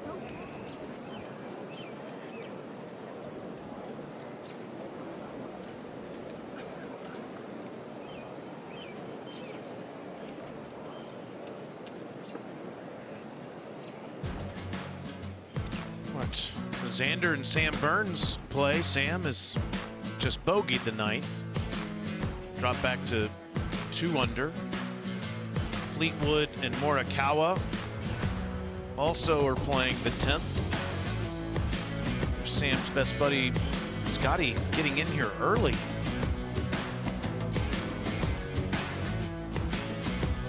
Tom Kim and Michael Kim playing, and then you can get the green, or you can get the holes 14, 15, and 16 as well, all here on ESPN Plus. Scotty eat some lunch, go through all his stretching and physio work before hitting balls and preparing for his 2:40 start time. Playing with Alex Noren, leading by 3. Is this what's next on the bucket list for the #1 player in the game? Win your first PGA Championship. It's interesting, we just played that feature about Rory and how much he loves this place, how comfortable he is here. He said earlier this week, I thought this was interesting on a podcast. They asked him, you have 10 rounds. How many are you playing Royal County Down, and how many are you playing Quail Hollow? County Down, of course, one of the great courses in the world, back in his home country of Northern Ireland. And he said, oh man, that's tough. And he said 6 Quail Hollow, 4 Royal County Down. How about that? The man just absolutely loves this golf course. And I think that's what I appreciate even more about Scotty Scheffler, is this is the first time he's played in stroke play competition on this course, and he leads by 3. He can play anywhere. Sure can. 6-4, huh? Yeah. I love Royal County Down. I think that's my favorite course. I'm going to go out on a limb and say he's gotten more checks here deposited into his account exiting the Quail Hollow grounds than he has at That's true. Royal County Down. He had a heartbreaking close call there last year on the DP World Tour in the Irish Open.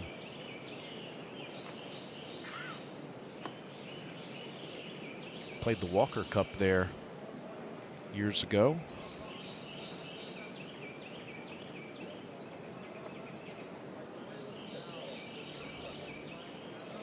This is an awkward little stance here for Bezuidenhout. Has putter out.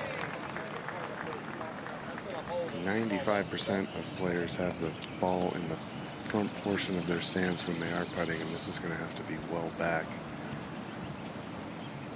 So not really a shot you're practicing all the time, especially from this distance.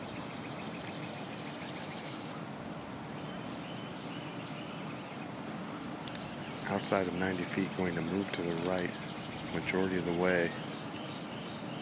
If this has any kind of heat, it does fall off behind it.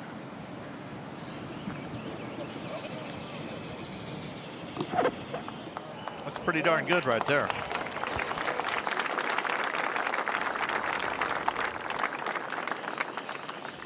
Mark, that ball back in the stands. Did you see that huge hop it took right at the beginning? I did. They used to be called the old Texas wedge. Just sort of have to be an athlete and figure it out. Little geometry. Do your angles.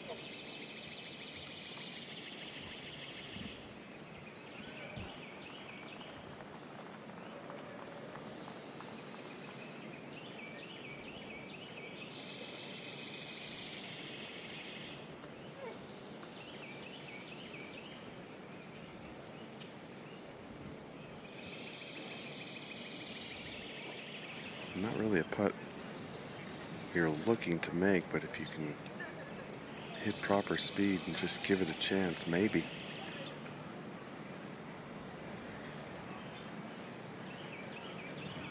Yeah, just get instinctively in love with the speed.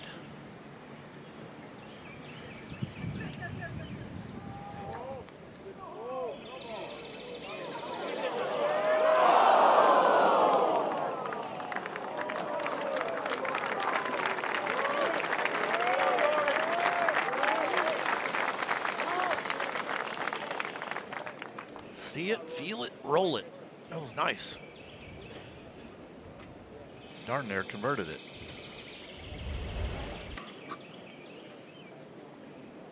Scream at it.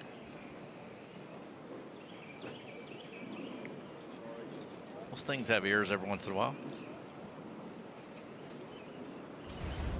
Thought we were going to get Schauffele and McIlroy for the 4th straight day. They did finish on the same score, but were split up due to the overall math. Schauffele's playing well, 3 under through his first 9. He birdied 7 and eagled 8. Said, Sam, you're not going out there by yourself. Sam Burns, his playing partner, who's 4 under through 9.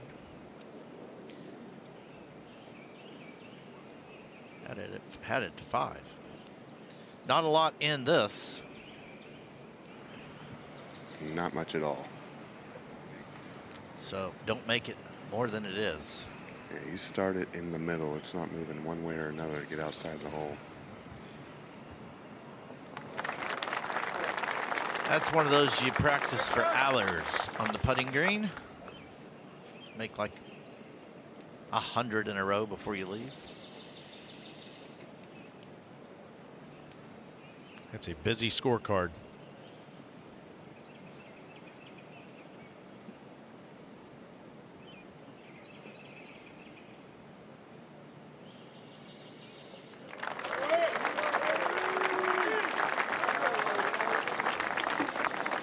All right, get a bite of an energy bar or something and go rip a back 9 apart before you exit one of your favorite places in the world, Rory.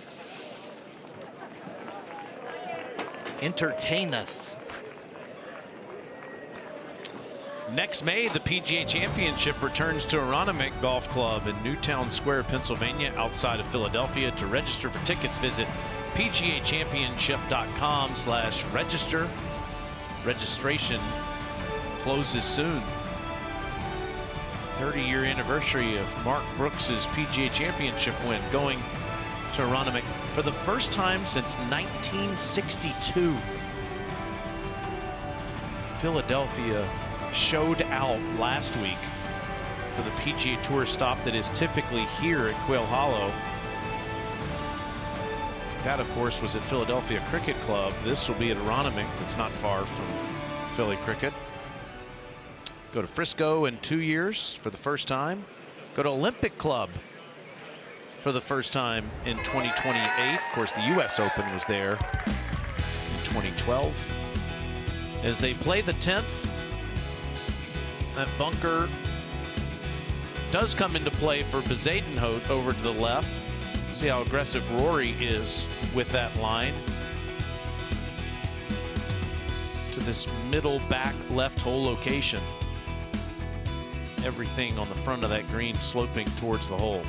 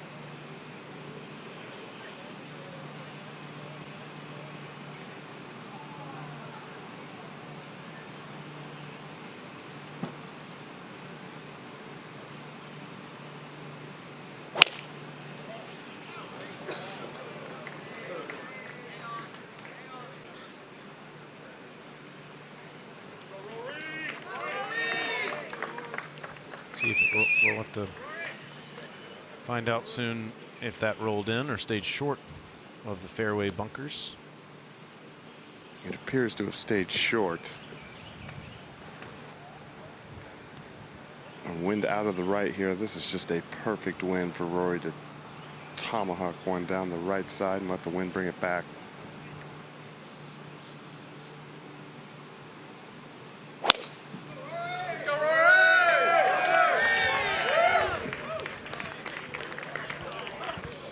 Not coming back. And he'll have to hit one of those sawed off shots again from there.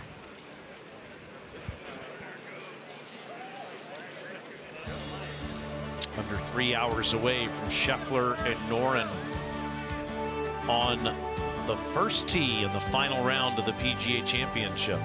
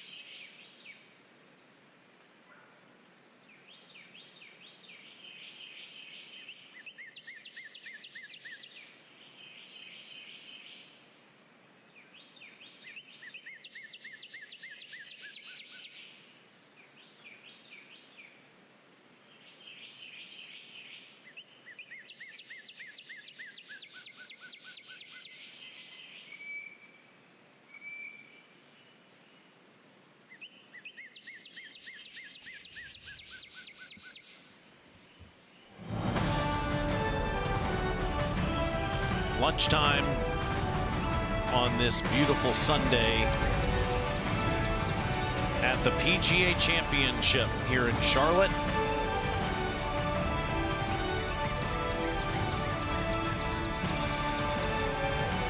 Top player in the game carries a 3-shot cushion into the final round.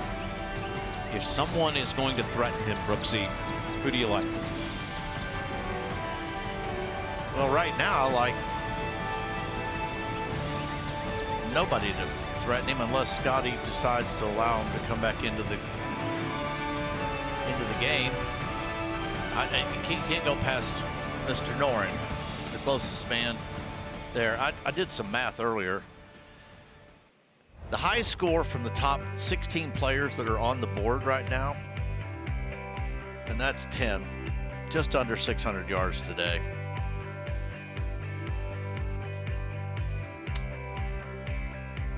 The highest score of any of the rounds for the whole week is 73 from anybody on in the top 15, top 16 on the board. So if Scotty shot 73, matched the highest score, that would bring a lot of people back into the game to get to 9 under par and have a chance at a. That's a good nugget, and that was Johnny Vegas that shot that yesterday, the 18 and 36 hole leaguer. So there are only 2. All right, so let me ask you another Mr. Highsmith shot 73, and he's in the top 16 right there. Yeah, on Thursday. Yes. So let me ask you another question. Okay. Who do you like to finish second?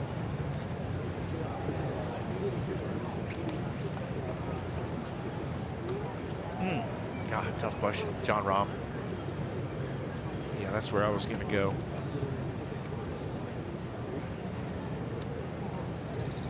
Under par every day.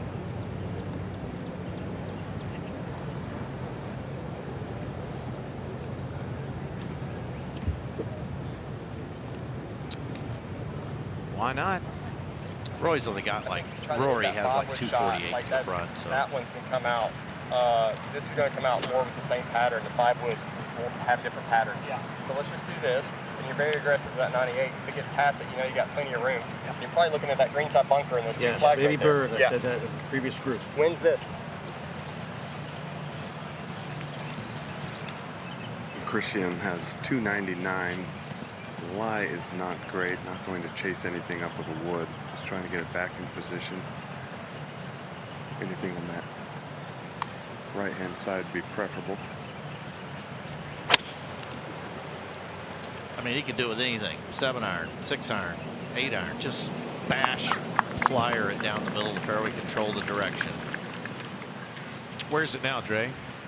It should be left side of the fairway. If anything, it may have trickled into the left first cut, but I think it held in the fairway. Tip it home when you're in this. If you find yourself in this rough, take more loft if you're questioning which club to play. Okay, Mr. Gonzalez, to really that first bunker on the left that we see, if he clears this, it goes all the way to the hole. Well, this ball's sitting down too, and he does have some tree trouble in front of him. Either needs to stay low or hit a big cut around it.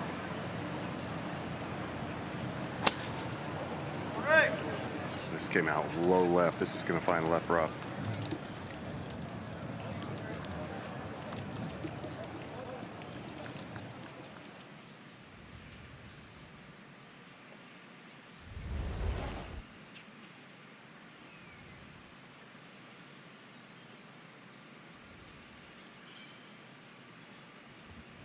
How do you like your hash browns? Scattered, covered, and smothered. So that was which one? That was all. It left scattered out, but that was smothered and covered for sure. If the game's on the line, he's probably not doing that, but why not? Not that he ever would, but if he said, "What do you think I should do?" I'm old enough. I would say I would. And he'll never get the word, but I'd like to see Rory with an 8-iron, 7, 8, 9-iron, particularly an 8-iron, and I'd have him doing the 9-window drill till he couldn't stand up, and then finish the session with 20 bomb drivers and some short game and go home. He clearly has that. You know, there had to be a reason he went 10 years without winning a major, and I know some of it was a mental block, but there's some shot missing. And you look at the guys that, you know, I would say Jack, Mr. Nicklaus, and Tiger. I have to say they were pretty successful at Augusta. And you go, we know what shot shape Jack played. Big, high, soft, fade. And I think if he got that shot in his arsenal where he could do it more on call, especially with, you know, mid wedges and some mid stuff, I think it would take him to the next level. As an example, I mean, you think of the shots that Scheffler and Noren played into 17 yesterday. Everyone struggled with that hole location because it was a right to left wind, and they cut it up and held it against the wind. Held it against the wind. And you don't need a lot of technical. Just he's such a great athlete. Just have him do it. Just let him figure it out. Taylor saying he wouldn't do this if it was on the line, but I think this is one of the reasons he hit 3-wood. He only has 99 left. Almost doesn't matter if he's in the rough from that distance. It's shut down. No spin. You want that one to just barely land on the green, if at all. That's a sneaky tough hole location right here. We had one similar to this, but on the opposite side of the green. It's a skinny little shelf right across the center. I agree with you, Mark. You think there's a lot of room right of this pin that you can use, but it just slopes down away from you if you do miss it right. So it's very fast and firm on this left-hand side from where these guys are playing. I mean, just figure out how to chisel it in there short of the hole if you can, because that's the tough task. Driving this in low. chiseling it in under the hole.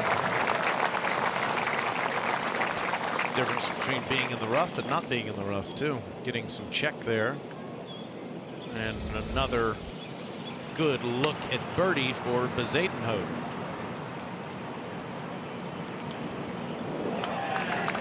Pretty simple game plan there. I have a ton of respect for this young man. He has been a lot of fun to be around the last few years. He speaks Afrikaans and he speaks English. A number of golf fans are familiar with his story as a young child and the horrible accident that happened where he drank some rat poison and the impact that had on his nervous system and his speech. But he has overcome a lot of that. He speaks with confidence and speaks through those challenges and has become a world-class player. And you hear all the chatter that he has had with his caddy today. He's very inquisitive. He always wants to learn. He always wants to work. He made the President's Cup team here in Charlotte 3 years ago, representing his country of South Africa. Reference today is his birthday, 31 years old. The next step for him is to win in the United States and to contend in a major. Playing with this man today will certainly give him some perspective on that.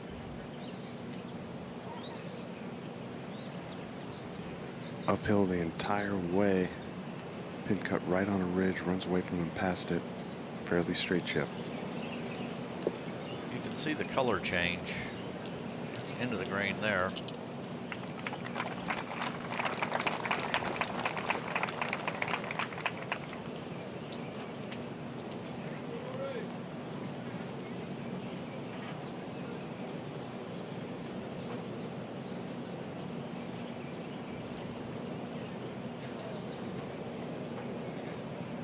Think of all the success he's had on this course and what he's done this year. Unequivocally the player of the year in golf so far with the 3 wins, the Players, the Pebble Beach win, and of course the Masters.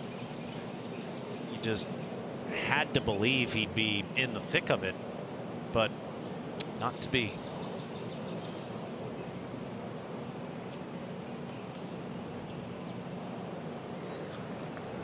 I know that he's been struggling all week, but he's still such a strong player that it doesn't seem like it's ever really that far off. I agree, Dre. I think it'll be back in the next few weeks. Playing against the best players in the world, you just can't really be off. You can still play weekends in major championships, but you're just not contending if you're not firing on all cylinders.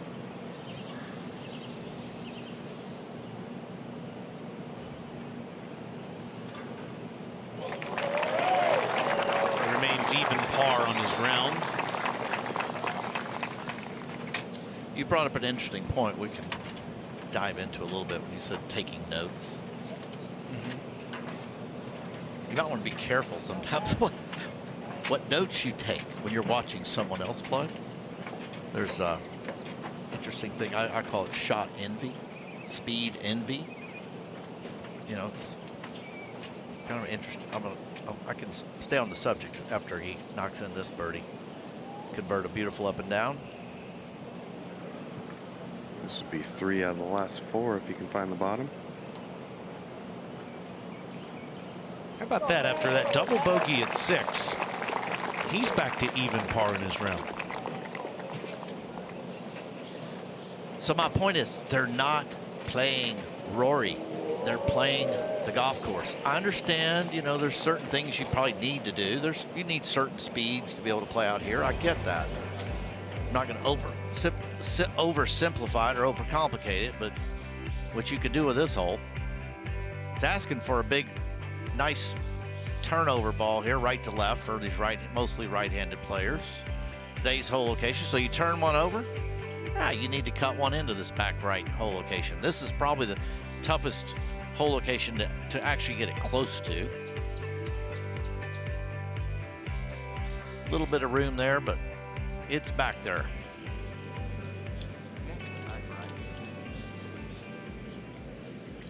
Yeah, I would agree with that, Mark, about the whole location. It is an uphill putt. If you're beneath the hole, it's an uphill putt, and then it's a downhill putt. Well, you're going to have, you know, call it a hook line, the fairway, trying to get it up to that.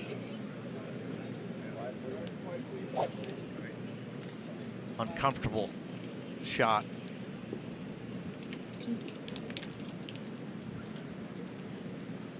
Back into the breeze right now. Not as easy to challenge these bunkers. Need to play it out to the right, and fairway runs quick once it starts turning left.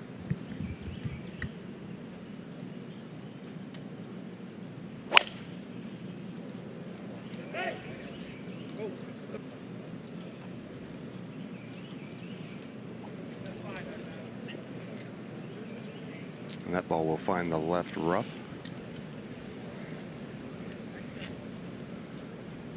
Not a bad angle from over there, but you do have to be exacting because you're not in the fairway. And it was a good point that you made, Brooksy, about playing your own game. Lucas Glover talks about that, though. He says maybe take something mentally from another player, but don't try to take something that you can't do. Well, not many can do what we're about to watch here.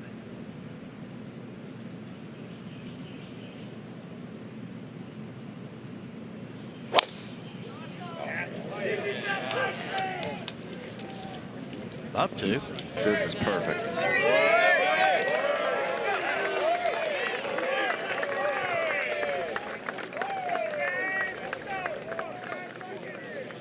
There is some room over there on the other side of that ridge. They play the challenging par 4 11th, the beautiful Queen City of Charlotte, North Carolina.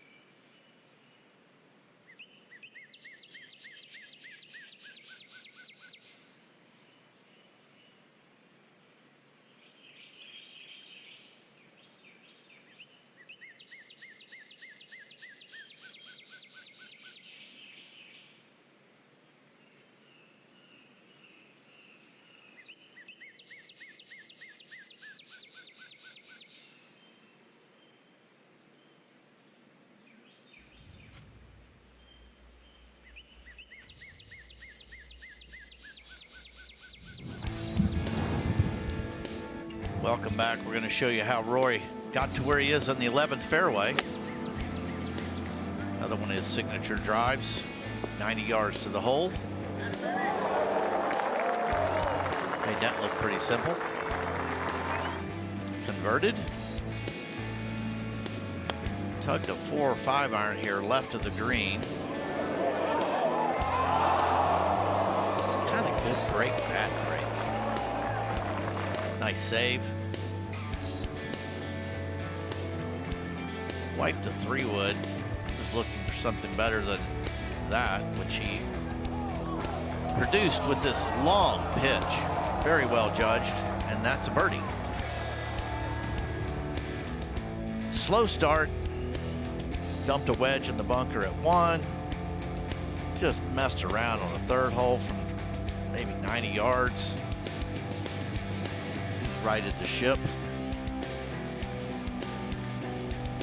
Not enough greens, not quite enough fairways. Even par for the day.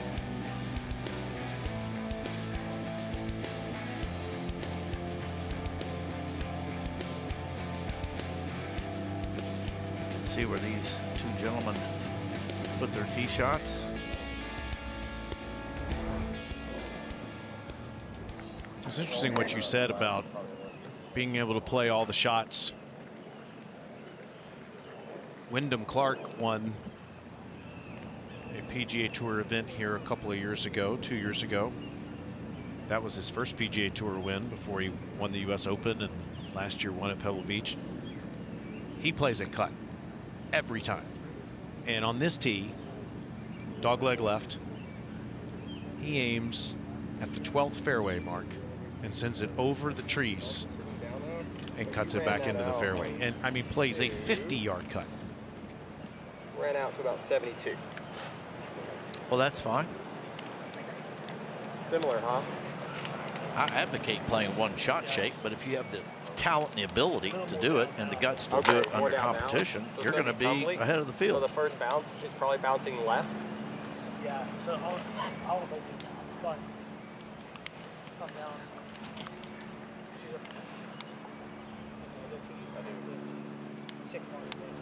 Yeah, there's a white hat right there. Yeah, that's it. You got the wind coming off the right.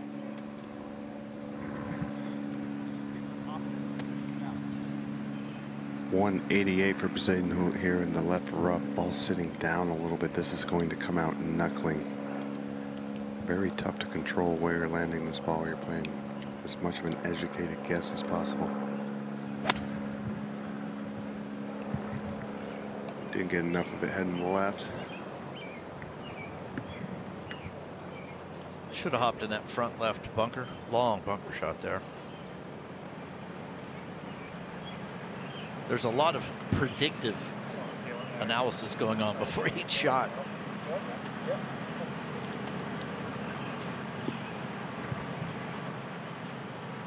.195. Left side of the fairway for Rory. The ball is slightly above his feet and about 12 paces short of this pin. Green starts sloping away from him.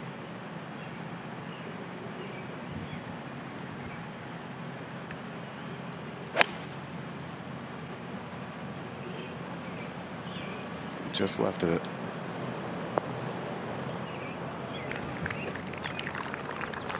It's a good miss. He hated it.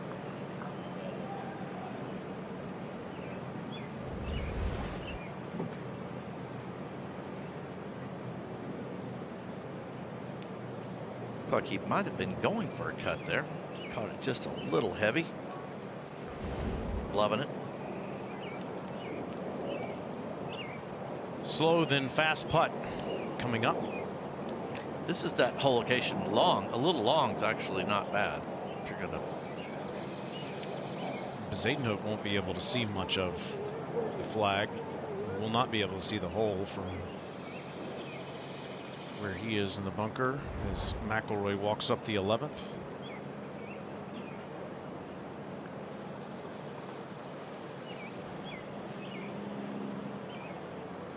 Looks like he's the Lone Ranger spinning that front left bunker today. Xander Schauffele 4 under through 11, playing with Sam Burns. Both of those players have the low round on the course.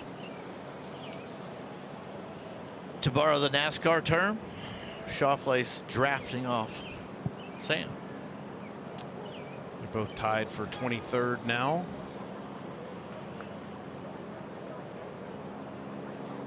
Let's prepare you for the afternoon here. Bryson DeChambeau and Tony Finau at 2. Captain Keegan Bradley and Johnny Vegas at 210. Siwoo Kim and John Rahm at 220. JT Poston and Davis Riley at 230. And then Alex Noren and Scotty Scheffler in the last pairing at 240. How about that penultimate pairing? Alabama's, well, he's a Mississippi boy, but he went to Alabama, Davis Riley, and JT Poston, who's from Hickory, North Carolina. We'll have a lot of people out here today. Went to Western Carolina for college. Let's just say you'd never know. They're all capable of a low round. This is a hard shot right here. Green running away from him. This ball is sitting down. This is not going to have any spin.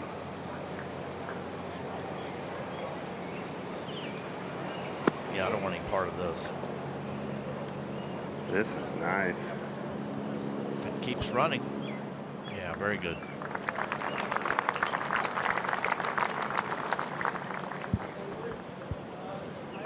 There probably weren't a lot of great options on where to leave that second shot from where his tee shot was. I mean, he couldn't get it through the green from the lie he had, so.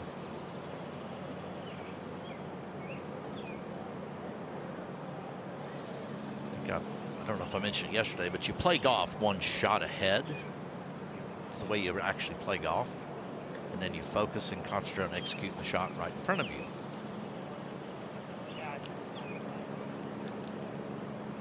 You always should have some idea of what you want for your next one.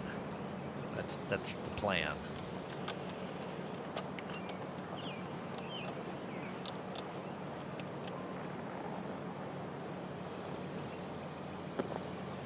Well, this will be rather ticklish. Moving from right to left the whole way, just trying to throw it out to where gravity will do the rest of the work. Generally speaking, you're going to make a mistake on the read, make it on the high side. Play too much rather than not enough.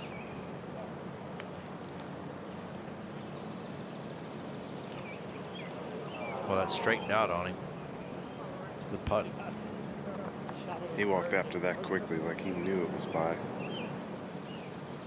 It's not miles by.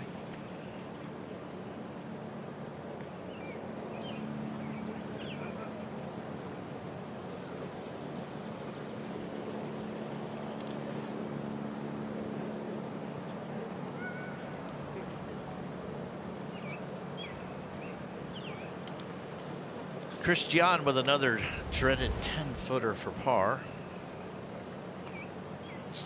There's a bird that flew over right as he's putting. Where's Brian Harmon when you need him?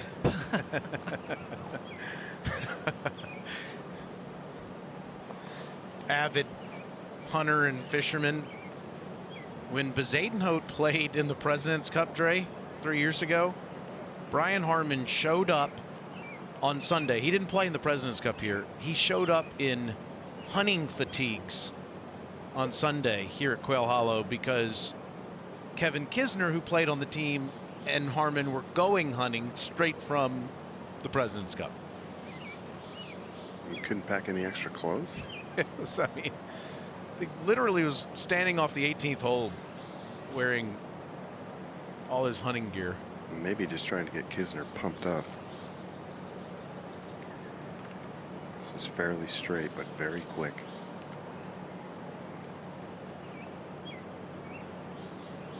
That's a heck of a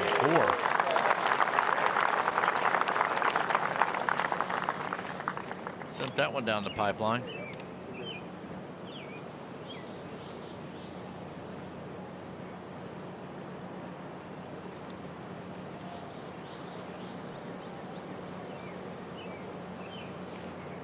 He struggled, but he's even par for the round.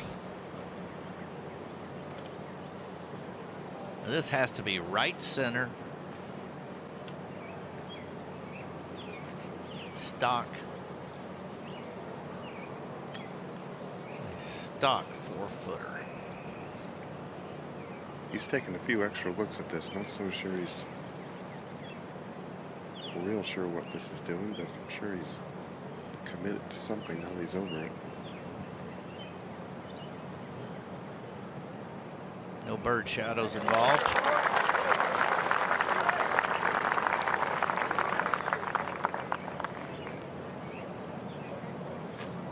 That one's done.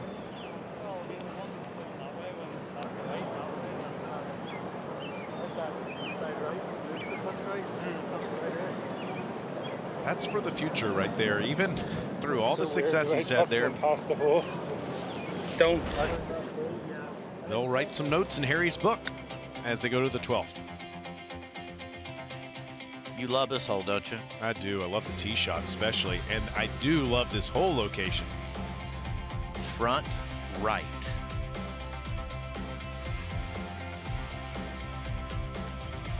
Just over a little severe plateau. Oh, if you don't get it up top, it hasn't really done it this week, but it can sometimes run well off the green. Probably looking at that camera guy down there. Very difficult pitch. Taylor, what is it you like so much about this pin location here? I like to play it just inside that left bunker, Dre, and everything drips right towards the hole. That's with obviously your approach shot. I do like the tee shot too, just this beautiful tree line tee shot. This tee shot always terrified me.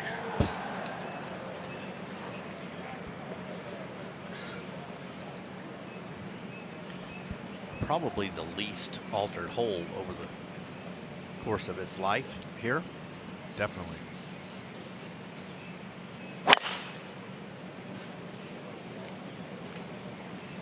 Left edge needs a little kick right. Perfect. Fairway bounce right. Okay, perfect.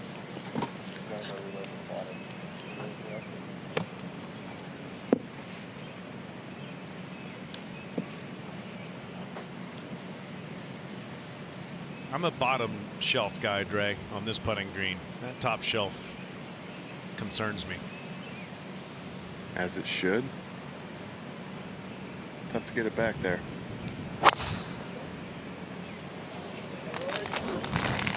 This is bleeding right towards that large oak. There's a creek way over there. Just let's see. Was that it in the fairway? It may have pitched back into the fairway. Off one of those white oak If so, that's limbs. just fine. Play the same shot again.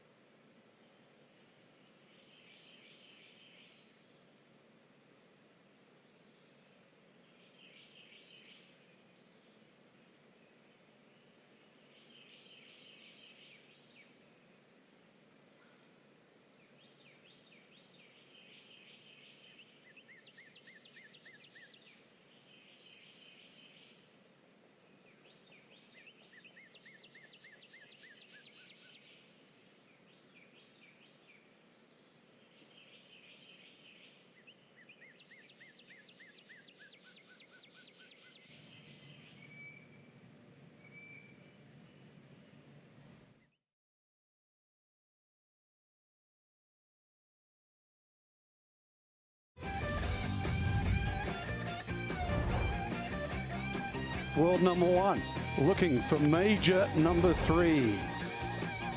It's Scotty Scheffler. Be as good as you look.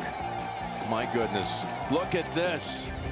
That's an eagle at Quail. Scheffler sends shockwaves around this PGA Championship. Yes, sir. Scheffler goes eagle birdie. And now he needs to buckle up with the green mile ahead. Boy, that looks perfect. And perfect it is. Scotty Scheffler to 10 under par. Number 1 in the world, and there's a reason why. I mean, this is just a clinic. Greatness at its very best. It's a Scheffler showcase performance.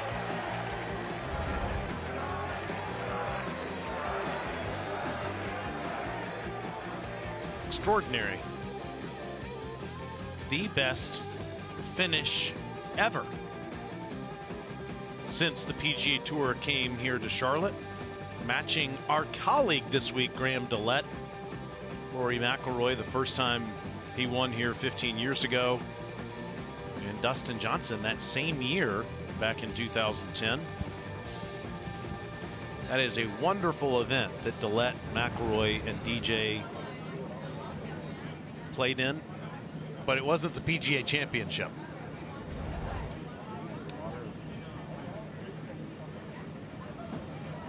Bezuidenhout with a big ball there, and McIlroy with a love tap from that tree into the fairway.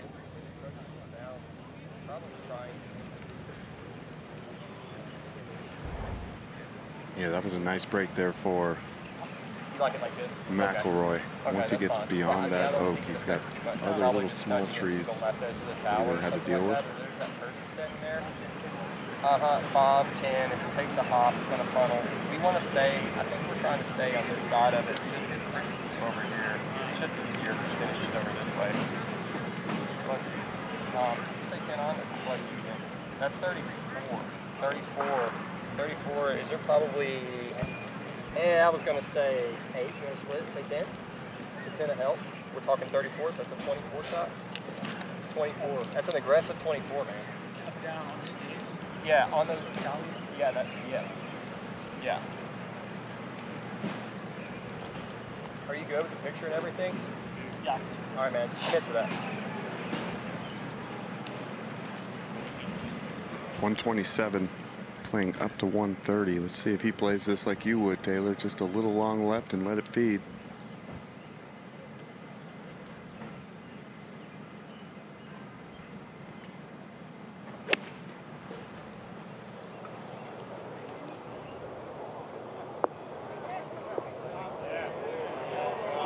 This will turn around.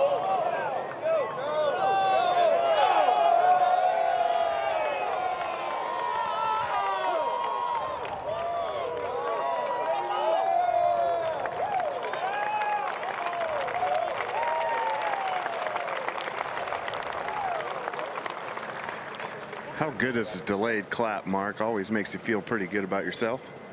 Yes, sir. It's been a while for me. I've only had 2 birdies here today.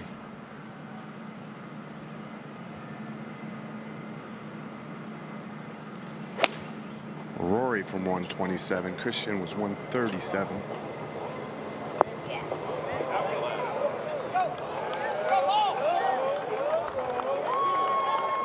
It didn't get as high up the slope.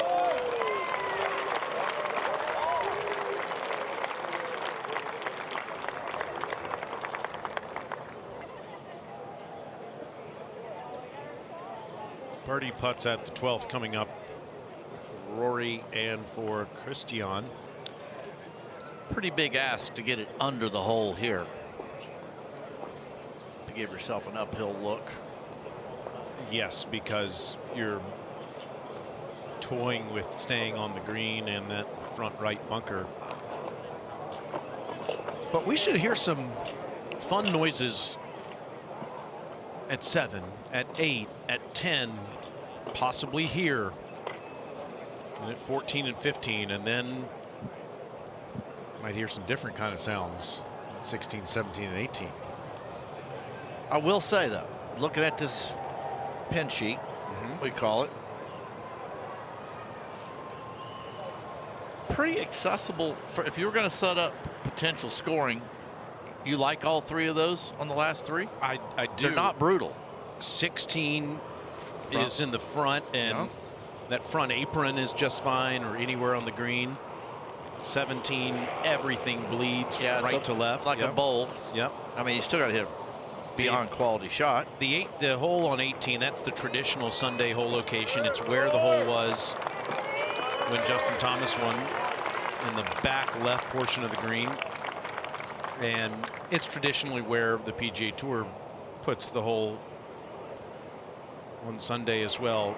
The problem is anything short or left is going to funnel down towards the creek.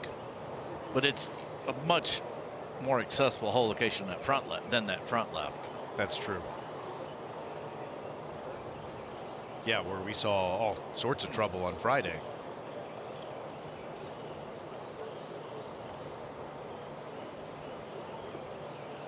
Not to jump way ahead of ourselves.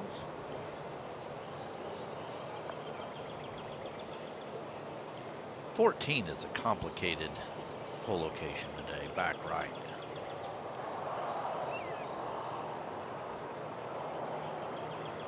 That being the drivable 14th.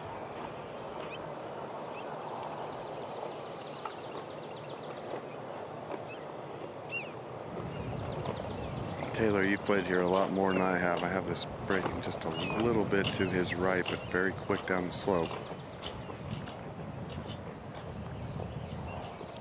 That is confirmed. It's more about speed than it is about break, but there should be maybe just a touch of left to right. Really, Dre, the beginning of this putt could go a little left, but then as it gets closer to the hole, it does go right towards that bunker.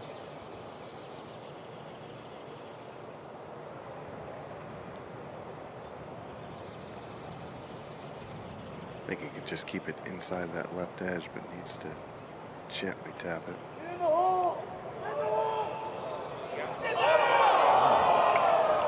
It did stay left. Yeah, he didn't think so either. It's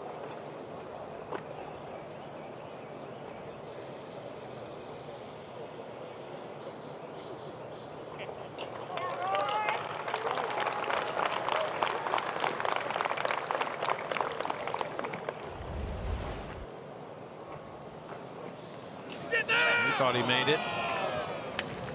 He didn't think it went left. It few feet further and it starts moving right, but it's kind of hard to figure out where that break begins. Mark, do you utilize aim point? I do not. Yourself? No, sir. I guess I have I have bad feet.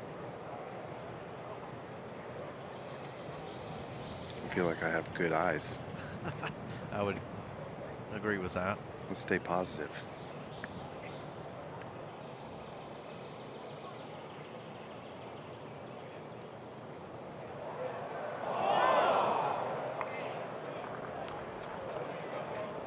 Such a difficult putt. You have to start that so far outside the hole, and it's still crossed all the way over. They used to walk off the screen and to the left. Now they walk off of it to the right.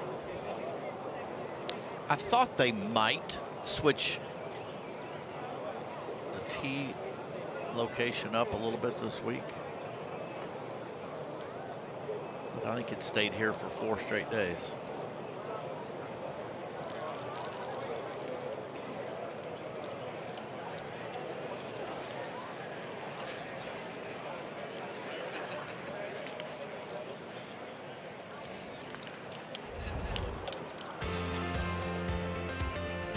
See from that accurate graphic, 18 feet or 6 yards uphill.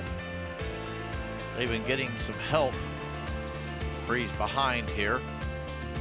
Not that, actually there's not a really easily accessible hole location, but if there was, today would be it.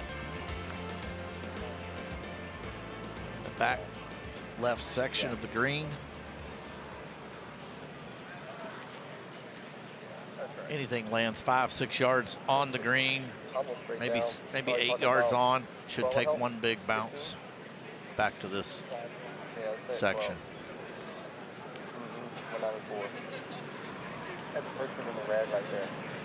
Balls are coming in a little flatter to this elevated green, teeing off 6 paces below the putting surface, and balls have just been taking massive hots here in the last few days. What do you think? That's what I like for that winter alcohol. Okay. You like the 6, right? Yeah, well, it's like This is what it's been doing. Like this. I think it's a total opposite. It's not full. You think you think it's one of those where you just keep that body going? You know what I'm saying? Yeah. You work on that? Yeah. And you're going to do that. So it has a tendency, maybe if you do that, to go straight down the line. So even if the guy in the blue, see that space right there? It's just left of it. That's it.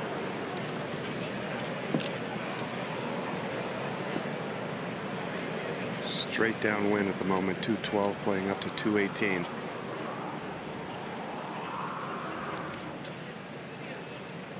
Probably want to send this upstairs if you can.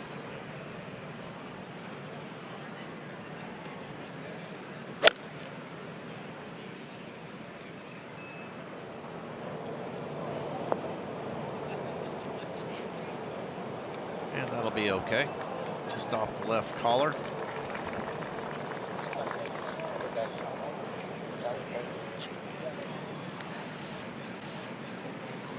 That peak height was 114.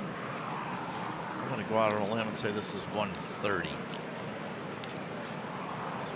This will peak out well up in the sky. The line that Christiaan hit, green runs out just a little bit faster there on that left side than it does if you're right of it.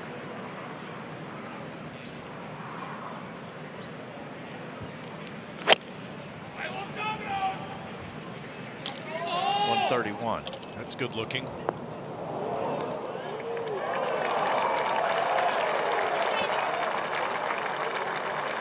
Yes, I've been on a track minute or two.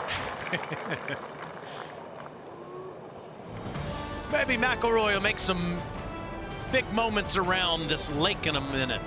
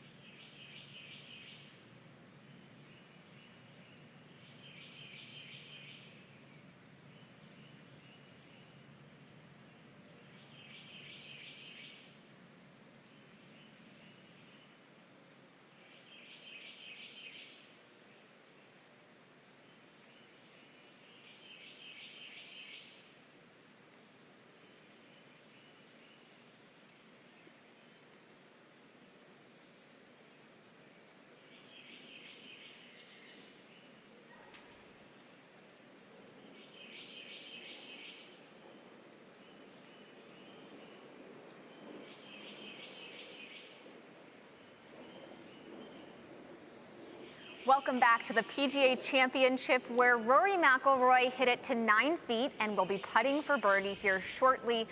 I want to share with you one of my absolute favorite putting drills for exceptional distance control, and that is a metronome. You can simply type it into Google, set it on 78 beats per minute, and it does this little tick-tock noise for you here. So your goal should be to keep tempo the same regardless of the length of your putt, and then just adjust the size of your stroke depending on the length of your putt. So swinging from tee to tee here to the beat in front of me, and that helps you make perfect contact every time, as well as hit the ball the perfect distance with excellent tempo. Thank you, Natalie. And that sound is a pretty famous sound in the game that's been used for so many years. Yeah, I bought one of those probably 40 years ago. Didn't really know what to do with it.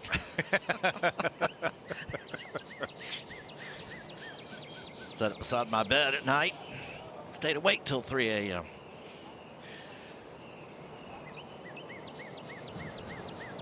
This is a quick little chip here down the slope, breaking to his right, but very makeable. We'll say it should propel quickly down that slope.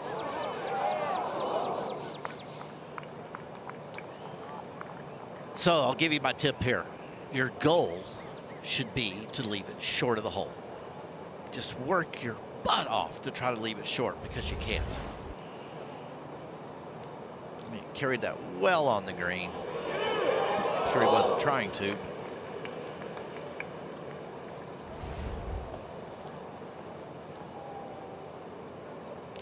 I don't belly it there, but I almost do. I almost hood it off the back foot and just play it almost like a putt. And so much depends on the actual lie. Well, we can't really see that closely.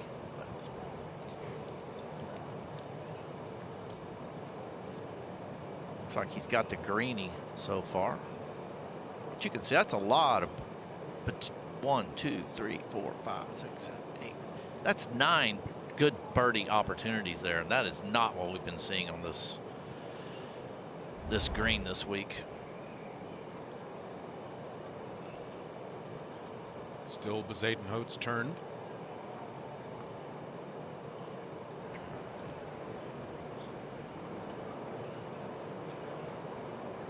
Made a nice putt from this distance on 11 after a shot short of the green in the left green side bunker to save par, and now has this uphill putt. Shouldn't be more than right edge, but should hook a little bit to his left.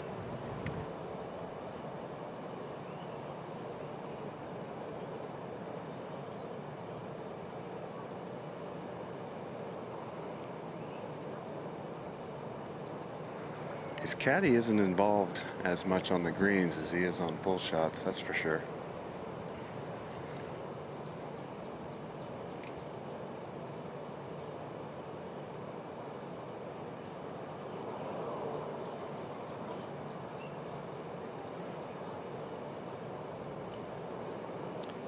Very frustrating bogey there.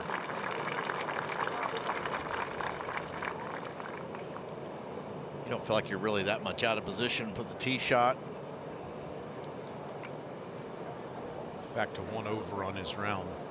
But you just have to work at those little ones right there. It's just, they're not straightforward. Well, there is a lot of people around this natural amphitheater here at the 13th green, and this would create some noise if Rory can get this to fall. And it won't be the first 2 he's made on this hole in his career here.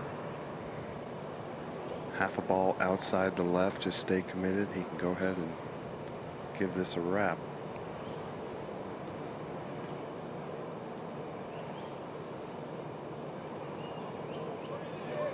Looked very white open face to me.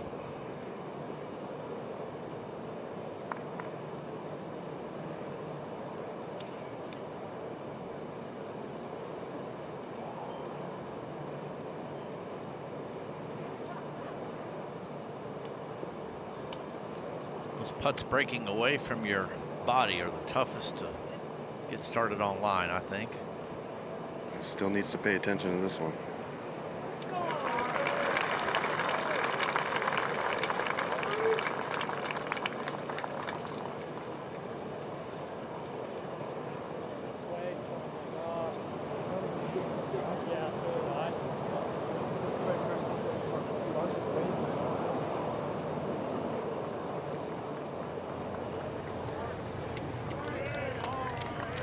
Walk up to the tee, try to drive the green.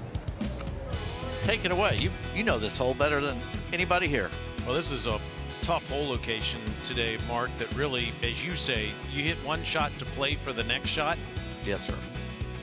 Landing it down in that short apron area and still having it roll to the front of the green is your best bet. Play from the front of the green to this back hole location. If you try to take on that flag after off of the tee. How's the right bunker? The green side bunker. That's fine. Not bad. It's not bad. You're a little short-sided, but obviously much rather be there than over to the left. And this is less than driver for Rory here. Well, it's only 293 to the front. I say only. Just helping win too, Dre. It is, and a tick out of the left. downhill just a few yards. These guys are good, but they're not a yard or two good from 295. Dre, okay, let's just be fair. You have a one-shot lead at 6 o'clock today. What are you doing? It's a great question. Send it. The likelihood of that happening is not very high, though.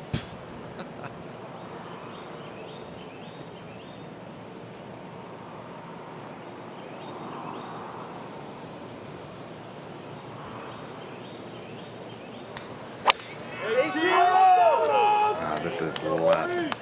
Needs a lot of wind hit. Hit it wind. Maybe. Touched above the line and went in. Maybe not. Did say above the line. I think he's right about that. That it landed above the line.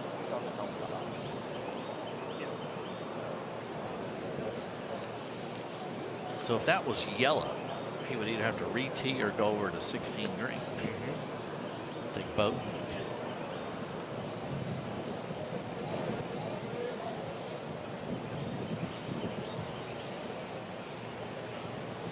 Should be a perfect driver distance for Christiaan.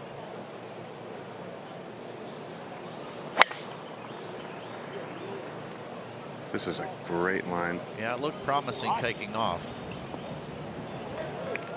I'm going to say, shut down ball.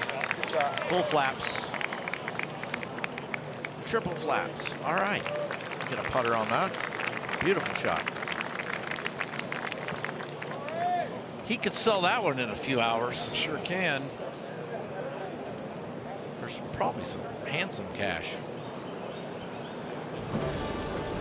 Thrill rides over on the North Carolina, South Carolina state line at Carowinds.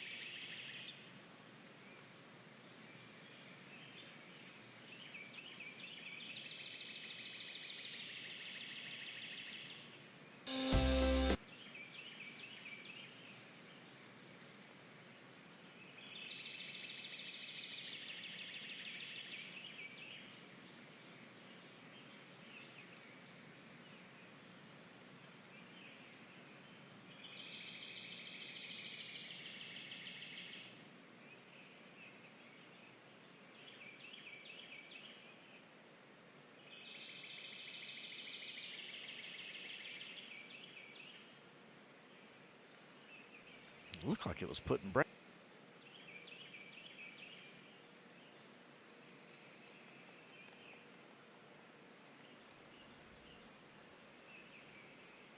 Justin Ray of The Athletic is a great golf statistician. He tweeted, at 28 years old, Scotty Scheffler is seeking his third career major and 15th PGA Tour win today. Since World War II, only 2 players have reached both benchmarks before age 29. I bet you know who those are. I've already referenced them today. Tiger Woods and Jack Nicklaus.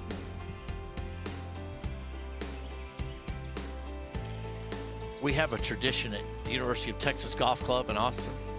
We have a kind of a wall of champions near our par 3 golf course. I love that course, by the way. And each win that a alum wins a tournament, they put a new plaque. We've had to build a whole new wall for Scotty Scheffler. Understandable. He has been racking up very quickly.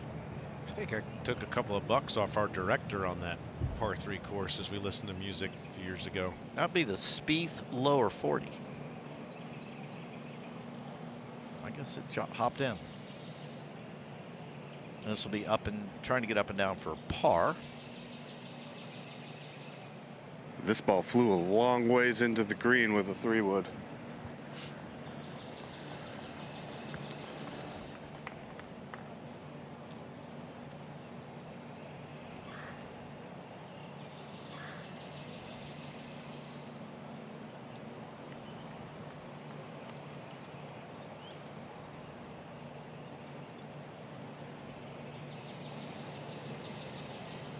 You know, when it's all said and done, we could have 2 guys playing the game right now that go down as all-time greats. This man and the man that has that 3-shot lead today. It would be fun to get both of them going neck and neck in a major. Maybe that happens at some point this year.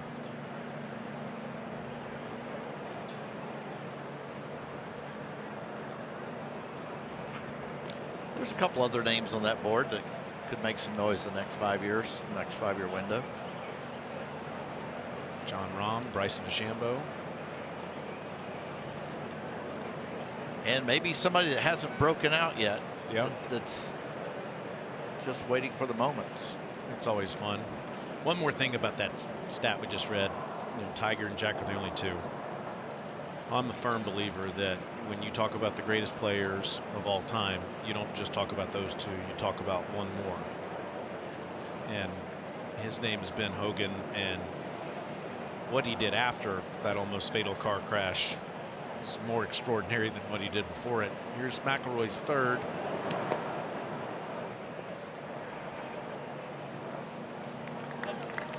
Pretty good recovery from there.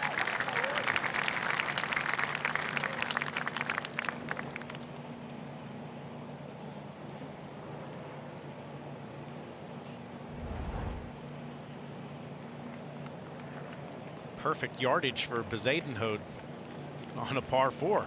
Well, I had a sneaking suspicion it would be.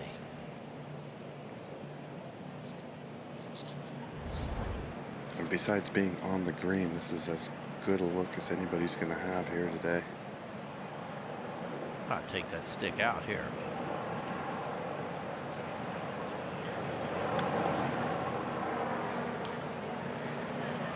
Great motion there. Should lead to a bounce back birdie.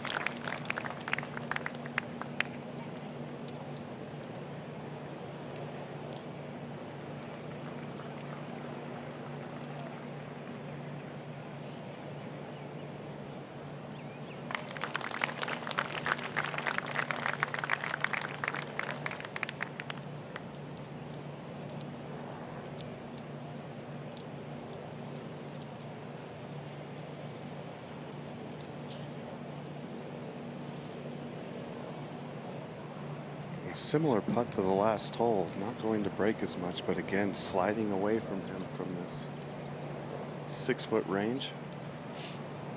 So Dre, the next time we play, there should be a point for up and down out of the sandies, point for closest to the pin, and a point for froggies, water ball pars. This sounds like a hustle starting right now. I just want to play golf with you again, that's all. I miss playing golf with you too, Taylor, especially out here. This place is phenomenal right now. Pull. Pull. Face closed.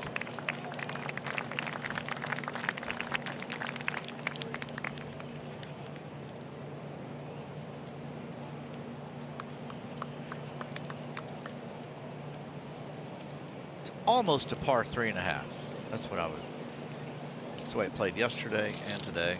Now that we've whittled the field down.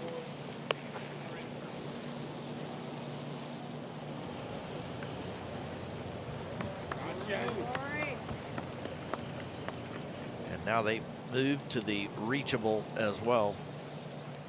Par 5 15th hole.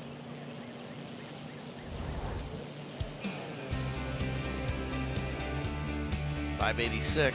It's a little deceptive. It's downhill, sweeping right to left. Some players are taking it over those big pine trees on the left. all the way down in there and leaving themselves really sometimes mid-irons into this green, the longer hitters.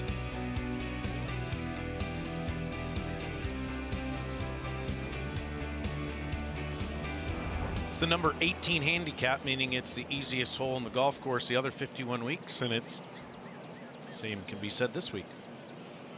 This left to right breeze is the complicating factor. 100%.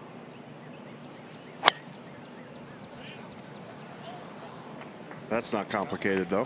No, he held it up against. And Rory hit it out of bounds here yesterday. I think he was trying to take it over the trees down into that neck, down in the bottom. Just blocked it and smashed it. He sure did smash it, hitting it over those bunkers. It's 322 them. But unfortunate and caught the cart path, and that was the end of that. Breeze is picking up just a little bit out of the left. If anything, maybe just a touch of help. I mean, it's just begging for a hard draw.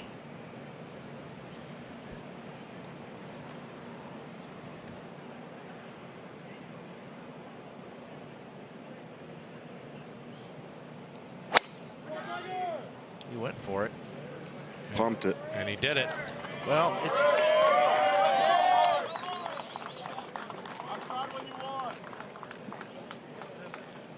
That was sort of his patented shot shape for a long, long time, that hard drive. He's hit a lot more fades than I'm used to seeing him with the driver. Big Spain in the house. Jon Rahm tied for 5th going into the final round.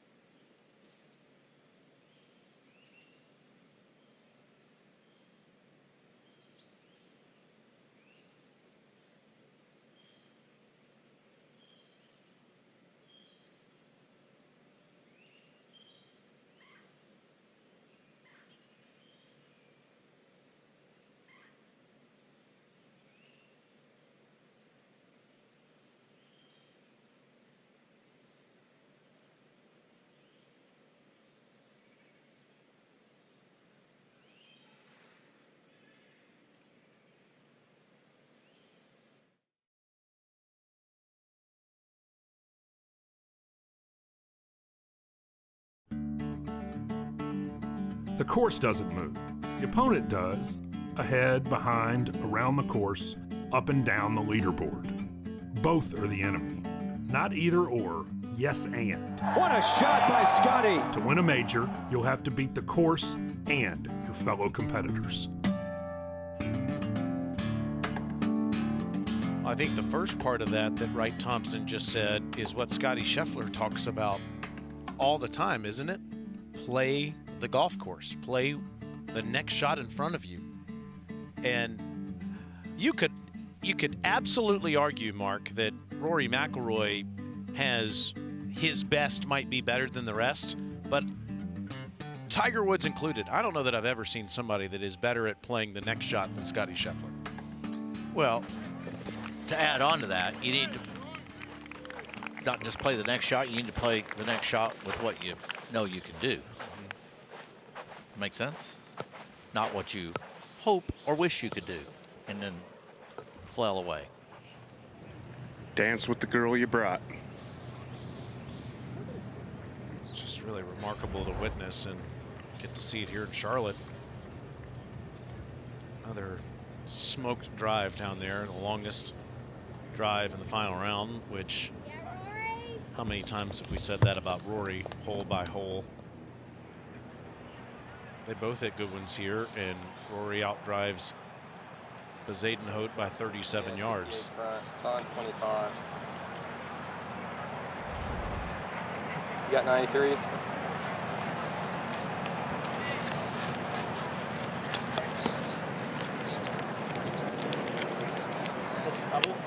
I don't know how he got 93. Must have added the uphill in Talking there. about that left one there. 16 on that 46. I would demand my caddy not give me that uphill. 203, 209, 218. The X-Man has a birdie putt up on the green. This was his third shot just a moment ago.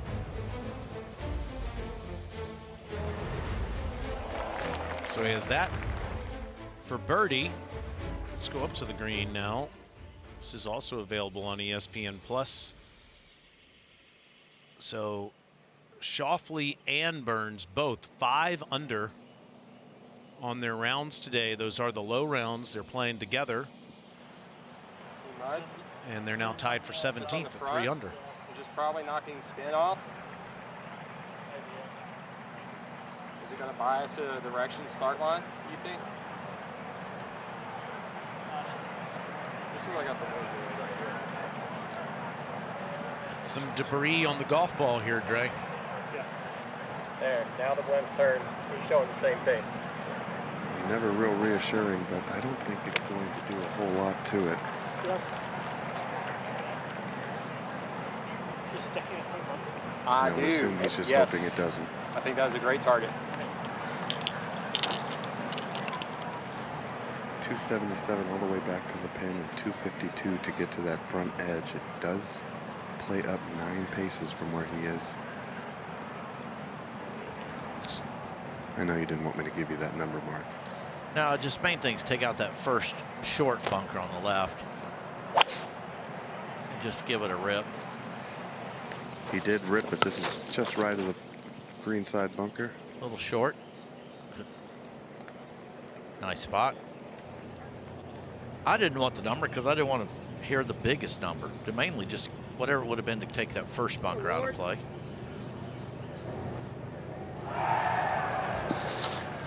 Now you can start talking about uphill. 244. This is a 4-iron for Rory.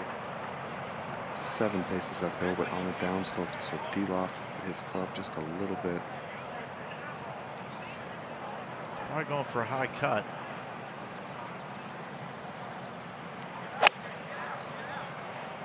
That's exactly what he did, losing it a little bit right.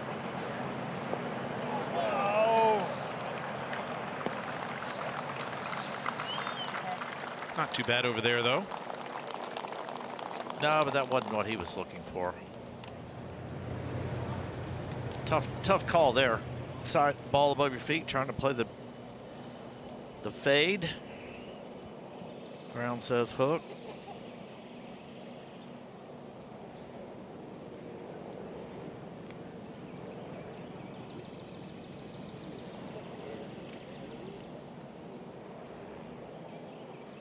So you know how crazy my brain is. So all these players, you know, a lot of them, they have teachers, gurus. Is there such thing as a caddy coach? Like for real? A caddy boot camp, PGA Tour, or professional golfers. Caddy training. I think they have to just kind of get it on the job and learn from each other, but it's kind of interesting. That's a great question, and it seems like there should be something. Well, I mean, they have everything else is done by experts, and but as an example, I mean, Harry Diamond, while he is a really good player and was a great junior player, jumped on Rory's bag 8-9 years ago and learned how to be a caddy on the job, and now he's a phenomenal caddy. I've walked with him so much and learned so much from him as he caddies for Rory, but it was a total on-the-job training type situation. Brandon Parsons, who's on the right side of your screen, walking with Bezuidenhout.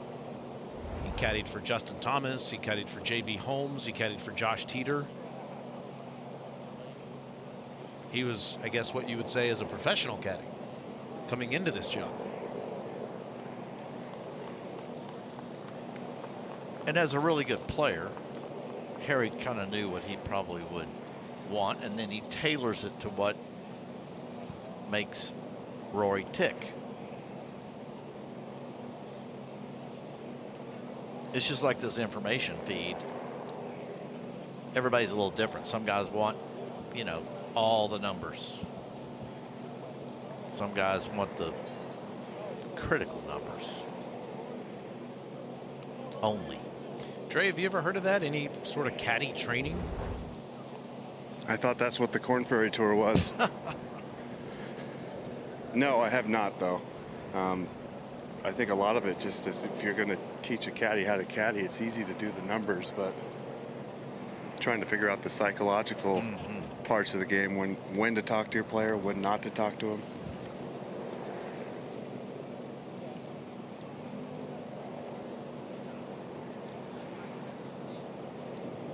When your player's playing well, you just kind of shut up and stay out of the way. Isn't that the truth? And it gets very simple. Communications are shorter and more precise, and even talk about a lot of things other than golf for the most part.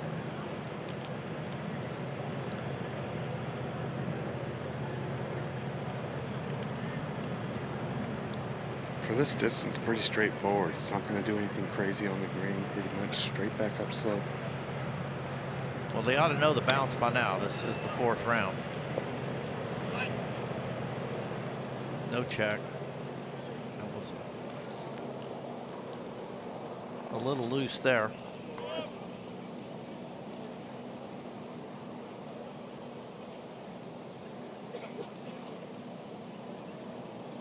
The better your technique, the more you can focus on feel. Does that make sense? I just wanted to throw that out there. So if you got good technique, you can just start feeling these things, letting the club help you do the work. Is going to kick left on the green. He's thinking about making it. Put a little left to right check on it. Just about did.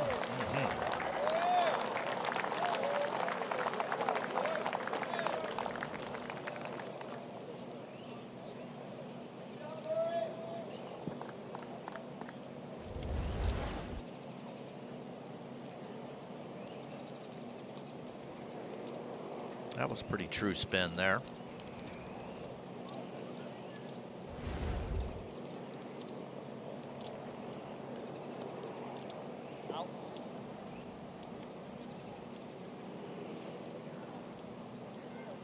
Uptown Charlotte.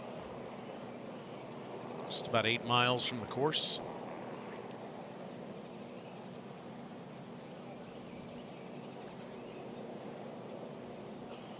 "32 minutes by car."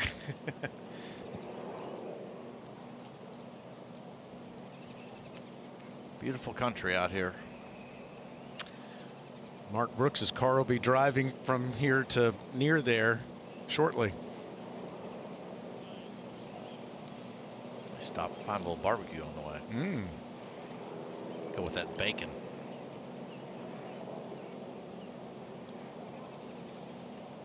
I got a spot for you.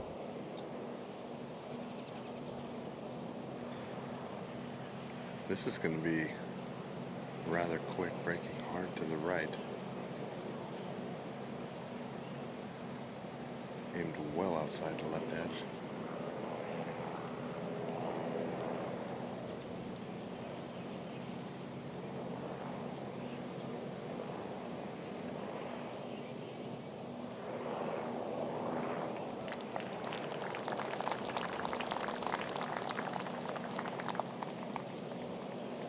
I'll be kind. Irritating to have that left from birdie from where you were in 2 strokes.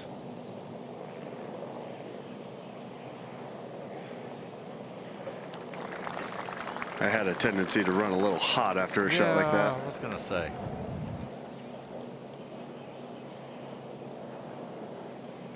Unforced errors, man. That is the absolute epitome of golf. Putting was the problem yesterday for Bezuidenhout. Pitching seems to be the issue today, but he still had 2 really good days to start. That's maybe a step in the right direction in these biggest events. Now McIlroy to join Bezuidenhout on even par for the day.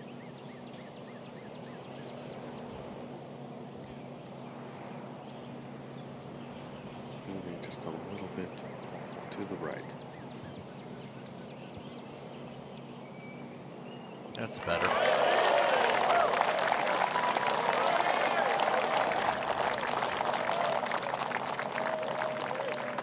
And now he walks back to the new tee that was built for him, that he has been smoking driver over the fairway bunker. The beginning of one of the most challenging closing 3-hole finishes anywhere in professional golf. The competitors this week are on the watch for the challenges, and they look forward to the test of the Green Mile. The Green Mile is just a really tough test to golf. With those gusty winds, you have to hit some really good shots, and you also have to time it up at the right time too. That place is never easy. It doesn't matter if you have no win or win, whatever. It's always hard. I don't know what else to say other than I hit great shots on the last 3 holes. You just can't do much about it. The iron on 17, I thought I was going to be in the middle of the green.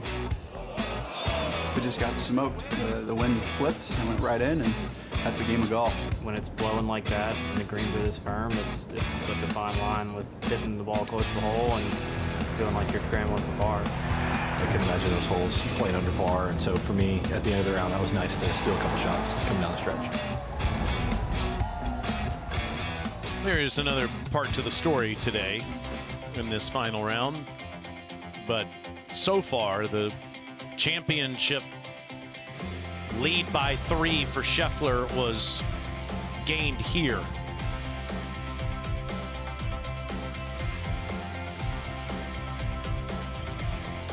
If you add all of this up together, that is a grand total of 1 over on average for the field on these final 3 holes. So truly, where your score is coming into this tee shot, chances are you're going to play those last 3 1 worse than your score is when you're on this tee. Or not if you're Scotty. 2 Right. under.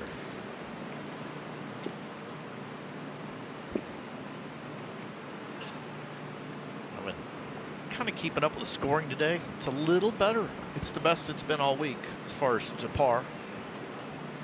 The entire field's only 0.2 over par.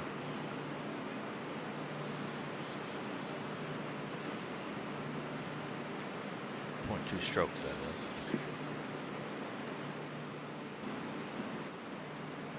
Rory waiting on Austin Kaiser, who caddies for Xander Schauffele, putting his finishing strokes on this bunker up here with those rake. All right, they posted some more bad scores, so Yeah. about a half a shot over par. Yeah, you better run, Austin, because you know Rory can hit it to right there. So Rory proofed it. Sort of, not really. Around 335 to cover that bunker on the right. What's the breeze? Just a little down and out of the right. Ugh. That does not bode well for the bunker. Ooh. He didn't catch it. All right! On your right. Green Mile Club is over there, Dre. And it is near it. I see people scattering that way.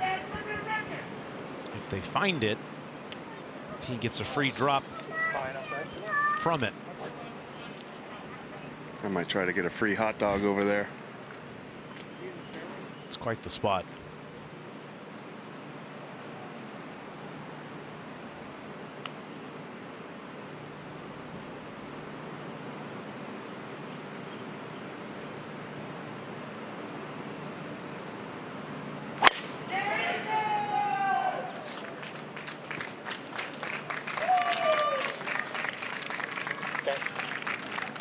That's in the fairway, but that's going to be a long ways away.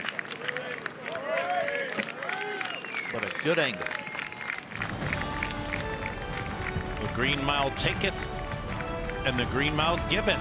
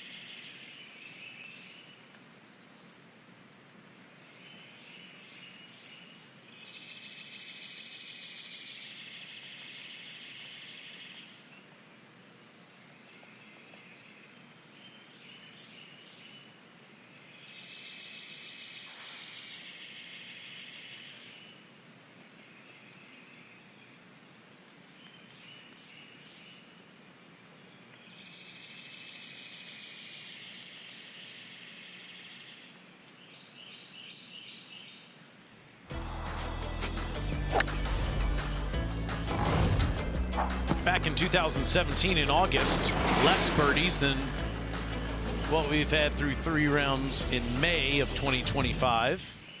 There's Rory in the Green Mile Club.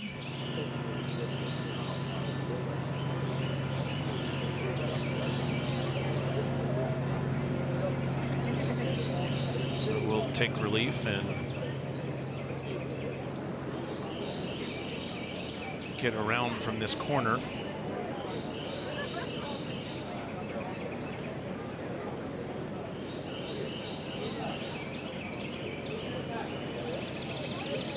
It is a popular spot. Controlling traffic.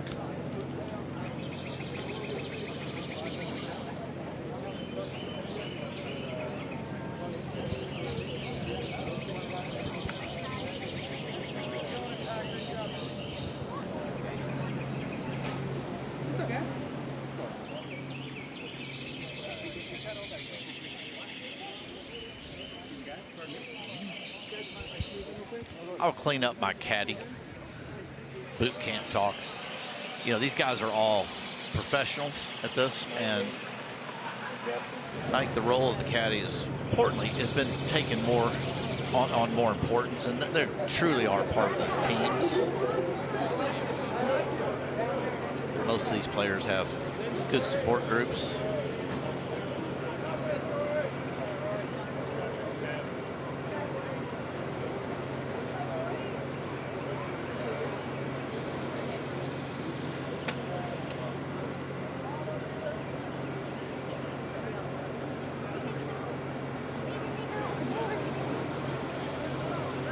Ultimately, you want to be your own best caddy if you're truly going to be a great player.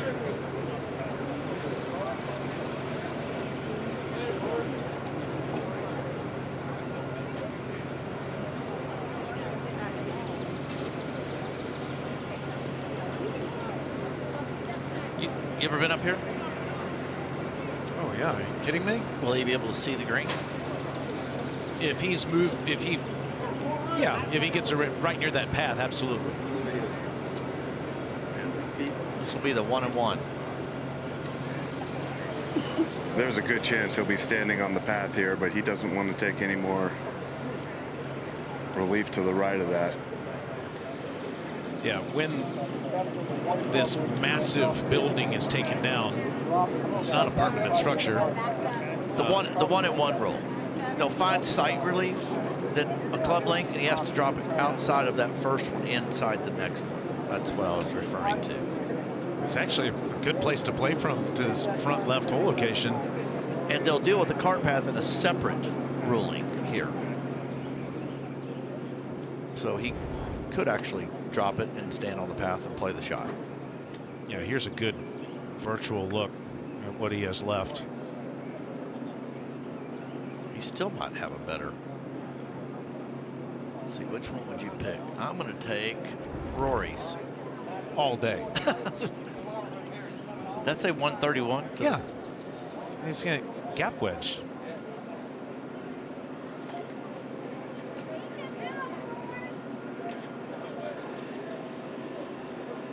Wait a minute now.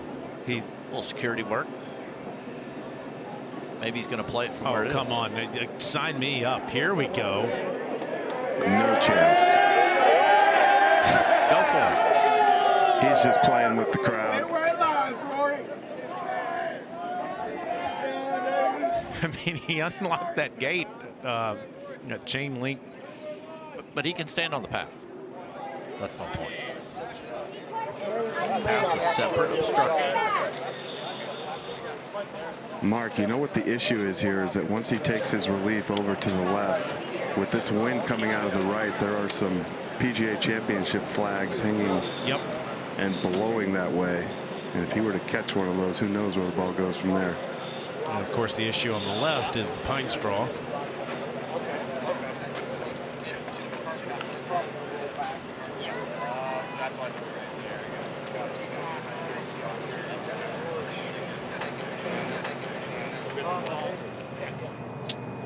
Bezuidenhout is ready. And 213 with the wind out of the right. Plays downhill about 6 paces. Looking to pitch this somewhere right on the front edge of the green. Or even short.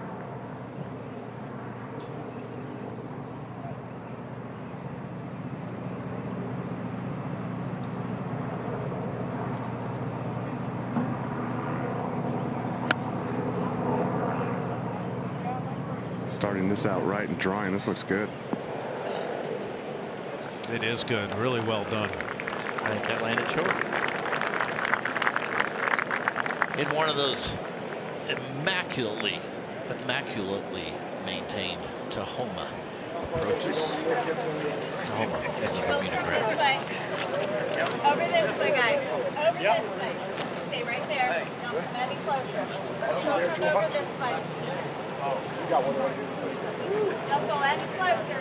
Don't go any closer.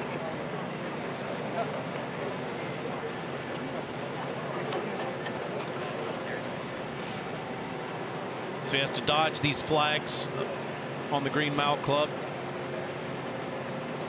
Dre?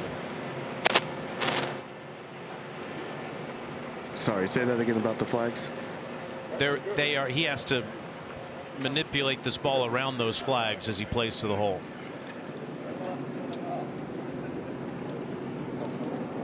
He does, but if he's going to do that, that means he has to start it kind of at the water with a cut.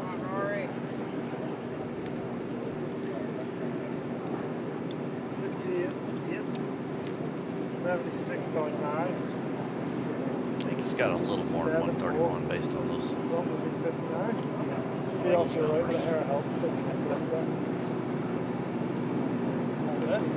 Yeah, hold on.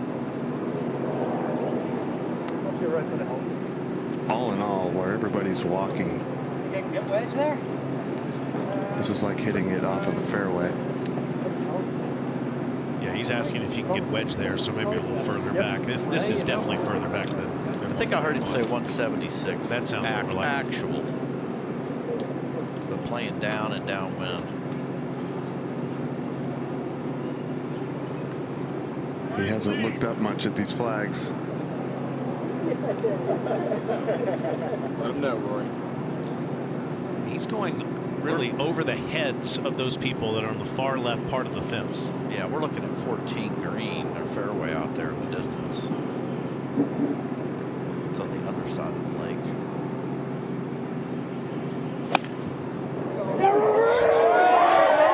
This is leaked out to the right towards the bunker. Needs to go.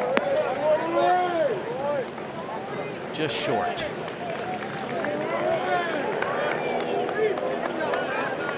Short right. The old 16th hole is where the Green Mile Club is now, and where the 17th tee is where the 16th green used to be. And of course, when they take this massive contraption down in the next few weeks, you can play from over it. That's a good place to play from over there to this front left hole location.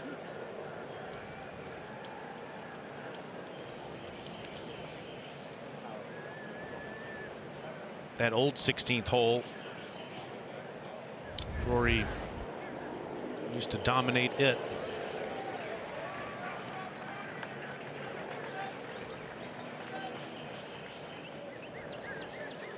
Look at all that.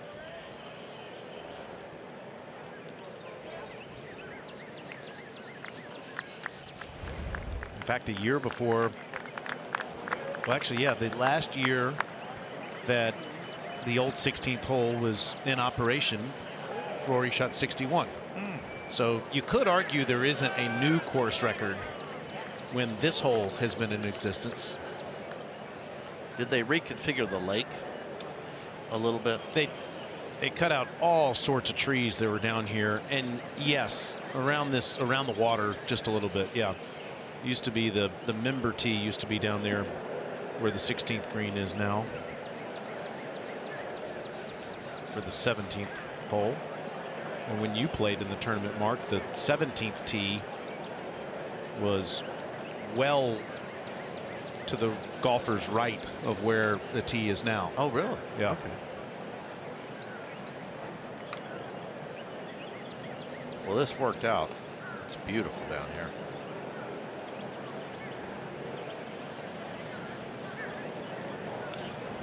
Uphill most of the way, and then about 5 feet short, grade changes and starts sloping away from him.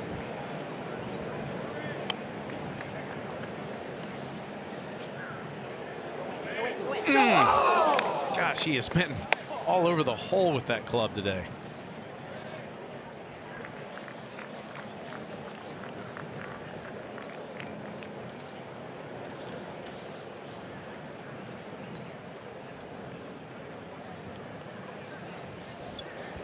Yeah, that was a deceptively difficult pitch.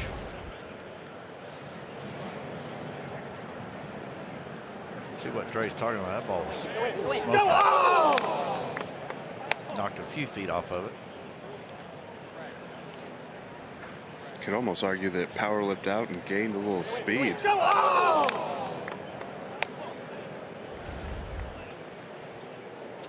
It definitely kicked down to a better angle for his putt.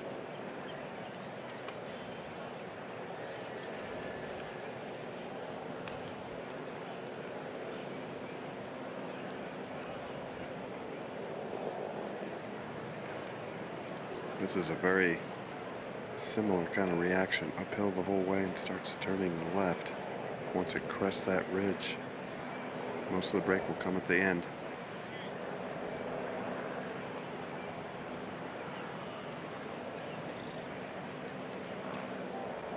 Just hasn't shown a lot of confidence on the green so far the last couple days.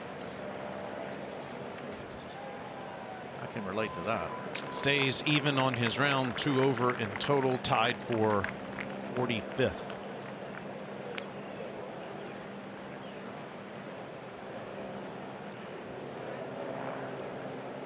I believe they started the day T49. So you can see the scoring's pretty good today.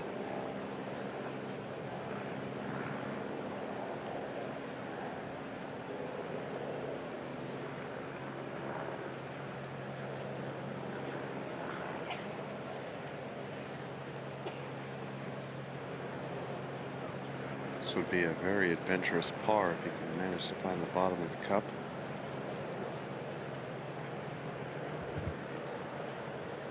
Feels like it ought to be inside left, or not much break, left to right. Yeah, not much at all, fairly straight. Just like that. Beautiful.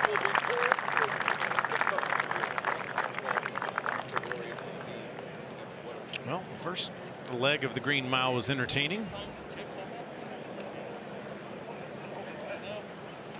Now to the place that Justin Thomas had the best shot of his life.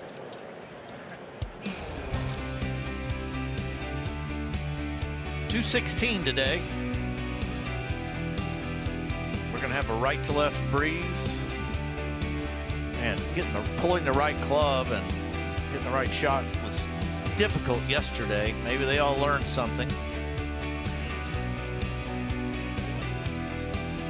Kind of down in a bowl, a little swale down there that's, it'll accept a really, really well played shot. Still going to see a lot of balls to the right. I sure am hoping that JT answered with this shot when you asked him in the dinner a few years ago. Of course, that was before he won the PGA that week in Southern Hills, but you asked everybody in the room what their best shot ever was. Justin hit 7-iron from, it was actually 220 that day to a similar hole location. To inside 10 feet, made the putt. Ball game. I cannot remember what shot he picked. Make something up, Mark. Well, like I said, if he doesn't come with one, I'm going to come with one. He hit a 3-wood at another major from like 290 yards. Oh yeah, at Aaron Hills when he shot 62. Yeah, that was a good one. That was pretty stupid. 63, I guess. Yeah. That was a stupid shot. Didn't win though.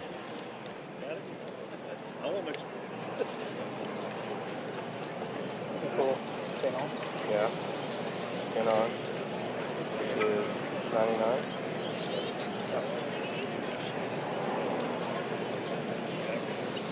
Pretty similar shot? Yeah, it's pretty similar. That just threw 96. I think Xander and Sam Burns up ahead are still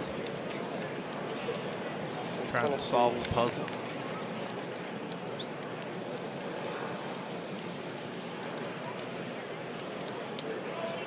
This is what the wind should be going.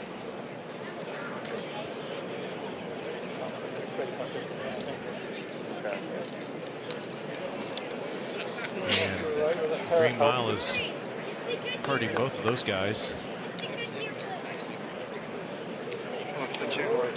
Xander just made another double on 16 and just bogeyed here. 296 or 200. Xander's 7 over on the Green Mile this week. And he's even par for the PGA Championship. Feels like Truly, he's right in the hunt without the Green Mile, but everybody has to play this.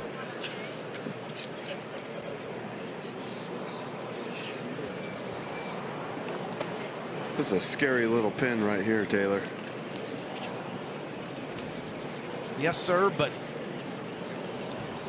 hit Rory's preferred shot shape over that bunker and let it drift to the hole.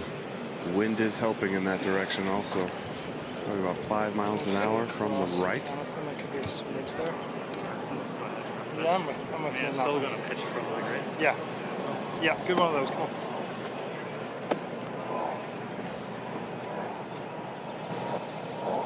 Still want to feel that. I mean,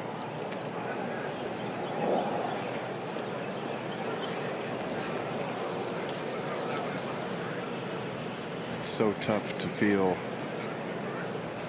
the wind right here. It's blocked out by the hospitality behind it. 95 down to 689. Okay. I'm fully committed. Come on. So Harry just came in, Dre, and said 189 to cover that bunker. That's all they're trying to do here. Just how far right do you want to hit this with draw and the wind helping it move left?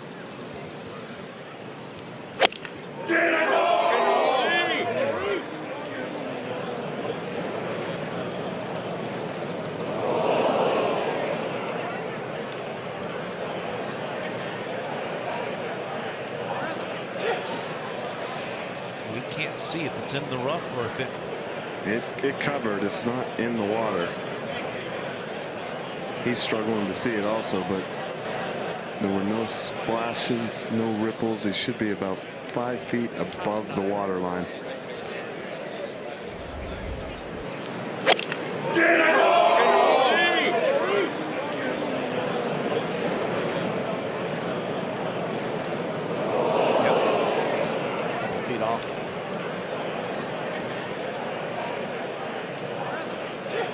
Buried up in that Palmer rye. What do you think? Needed another yard, maybe 2? 5.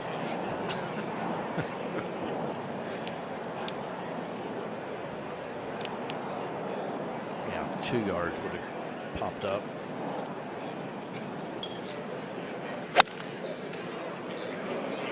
This is well right. This may even need to go a little bit.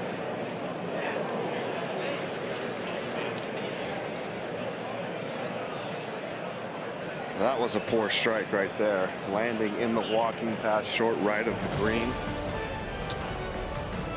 Green Mile is something, isn't it? It's ESPN Plus.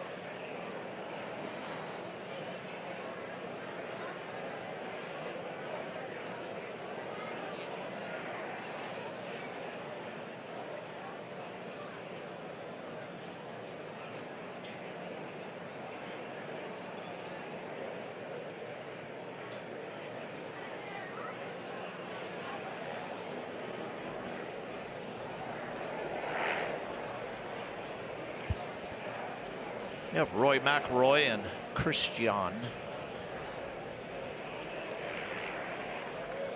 coming around the lake at 17. Their journey around this beautiful lake is about to come to an end. And 4 rounds around this beautiful, tough, perfectly presented golf course. This is their 71st hole.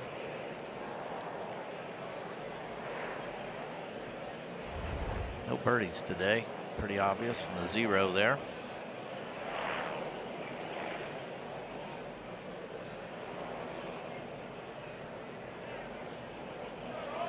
Dre, this is probably not as simple as it appears. It is not. Rory's lie is atrocious. It is sitting way down. He's going to check to see if it plugged, but I did see it bounce. Yeah, that looked thick. And he's just going to have to play that. But even with Rory's lie, I would prefer his shot over that of Bezuidenhout. And I think I'd prefer it in a bad lie right there than in the lake. 100%.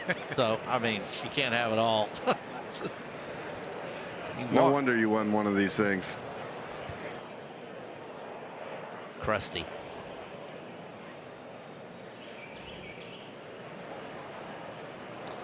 The first 20 feet or so of this green where Bezuidenhout is playing from is sloped into him and into the green.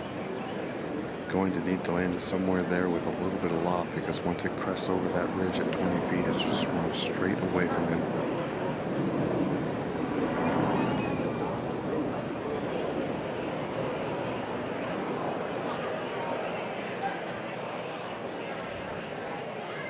not what he wanted, but I can tell you that ball was not going to get to the hole. Straight downwind. He's having a little trouble with the pitching today. Did you wear gloves when you were pitching around the greens? Gloves as in plural? No. As in on my left hand? Yes. I'm right-handed, so yes. I used rubber grips too, though. I didn't have cord. So I wanted proper tackiness.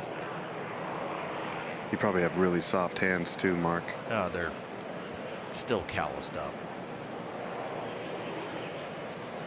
My hands are as hard as my heart. Sure, Cindy loves hearing that. Yeah, I'm talking about when it comes to this game. You play it long enough, it'll grizzle you up a little bit.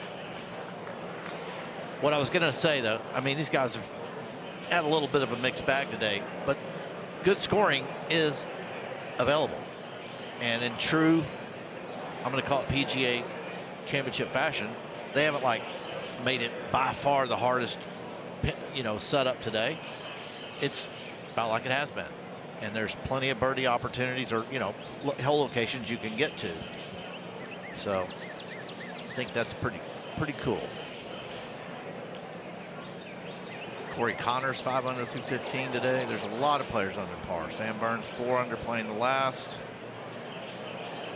Daniel Berger shot 68.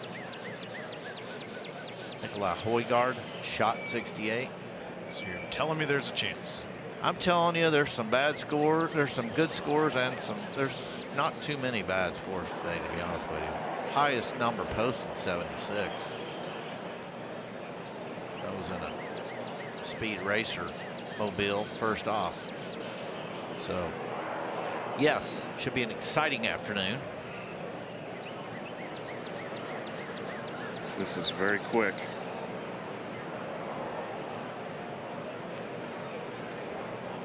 Probably take a tap in.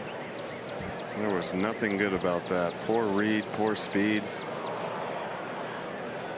Just mind spinning on the greens for Bezuidenhout.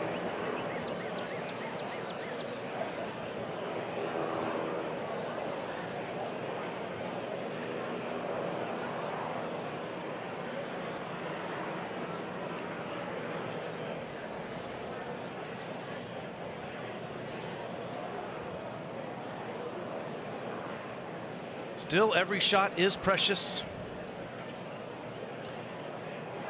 Oh, let's be fair. Some are more precious, more precious than others. Okay. I had a lot of shots that weren't very precious. 20 feet, kind of back up the hill. Yeah, that's working in his favor. This ball just kept rolling once it passed on the chip. Well, that did not break a lick.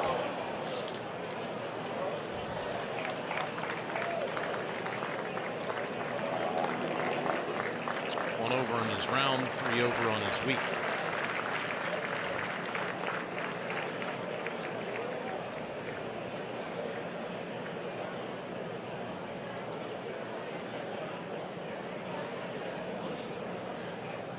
And one more to play.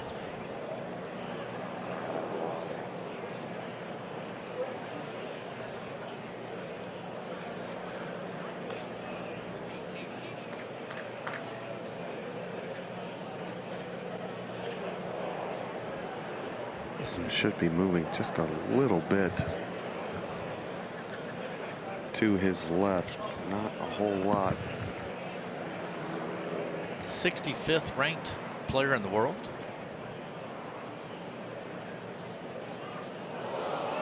Two doubles on par 3s today. Yeah, but he'll be ready for next week. This was kind of a home cooking tournament for you, Taylor, and next week I'm very familiar with the next event on the schedule. Yeah, I'm excited you get a home cook next week. And Christiaan is going to play. Good track for him. I mean, I hate talking about guys that don't hit it a mile. He hits it plenty far. And Colonial, you don't need a lot of yardage, honestly. It's not the advantage there that it is some places. You'd like some yardage on this one. Well, I want it straight, too, to be honest with you. I need it in the shortcut. Otherwise, it's a fairly complicated test if you do not find the fairway here. Just over 500 yards. The toughest part, besides it's just a tough hole, today, let's add some left to right wind, which most of these guys don't love. You almost have to start it down the creek and let it move to the right. Some of these guys like to play fades. 14, 15, 16 available to you. Schauffele and Burns are up on the green here at 18. McIlroy and Bezuidenhout on the tee, all available on ESPN+.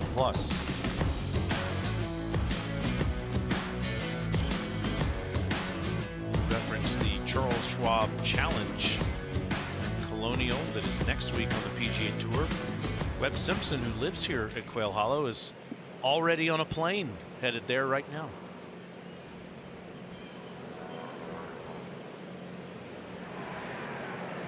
.505 on the card today. 290 to that bunker on the right. Just looking to keep it left of it.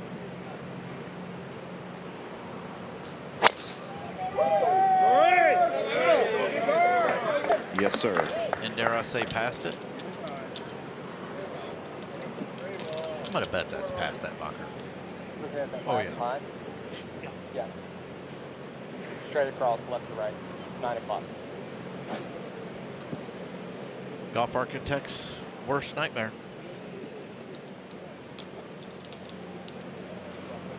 Somebody can drive at 350 and hit it pretty straight. It's a problem.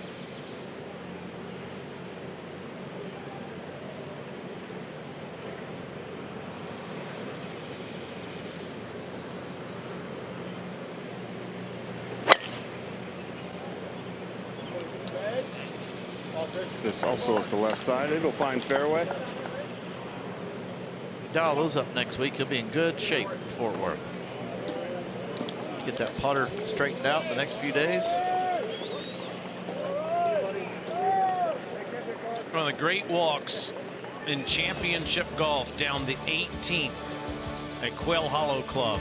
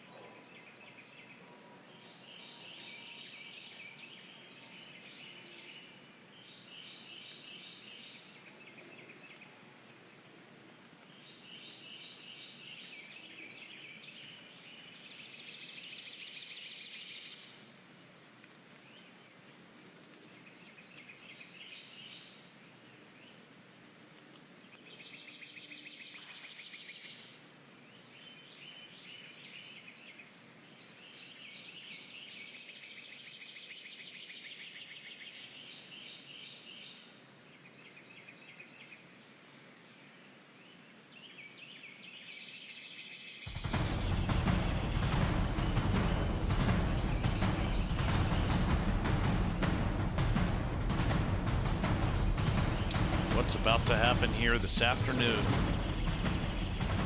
Who do you like? The Wanamaker Trophy will be out there, and Scotty Scheffler will be raising it above his head. You asked me earlier, other than Scotty, who's your dark horse? Like, who's your next pick? I'll go Bryson. Since you went Rahm, I probably would have picked Rahm had you not, but just to be different, I'll go Bryson. I think that all of the experience that the two of them have had in majors will help today. Bryson has been around every major championship, or at least in America, he's been around every major championship leaderboard in the last year plus. So I'll say him. I got a feeling about Ben Griffin that maybe he keeps it going today and gets in the top 5. Could see Keegan Bradley playing well. I do wonder, Noren hasn't played much golf in the last year. Riley and Poston haven't been near the top of a major championship leaderboard, so we'll see how they handle it. Well, that's the first time.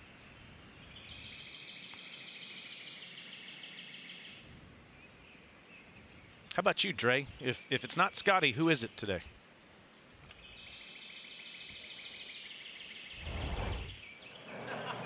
Sorry, Dre, I know they were talking to you. If you don't like Scotty, who do you like? Or who finishes second, maybe? I know it's an easy answer, but I like Alex Noren. I think that when he gets in big-time situations that he has the ability to really focus in, so I'd like to see him kind of break through. I just don't know if it's going to happen now. I don't think anybody's beating Scotty. I think we're just causing hypotheticals. Right. Predictive analysis. That's what we do. Yeah, just a cross up there. They only remember when you're right. That's right. Go for it. Speaking of going for it, from 212 yards. An uphill, wind out of the left. Not the easiest pin location, starting to pick up a little bit. Yeah, started at that right half of the green and sling it right to left. Go for it. This is struck nice, right at the center of the green.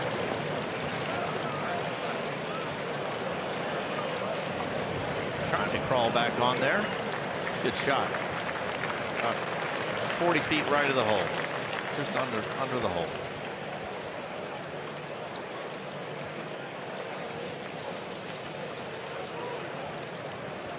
After a monster drive, only 160 left for Rory McIlroy. Being 3 over par. He is a showman. I would expect him to go right at this.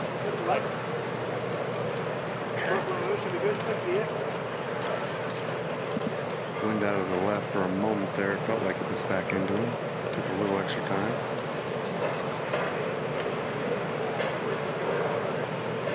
Should be a 9-iron. Just hit one so solid the wind doesn't touch it.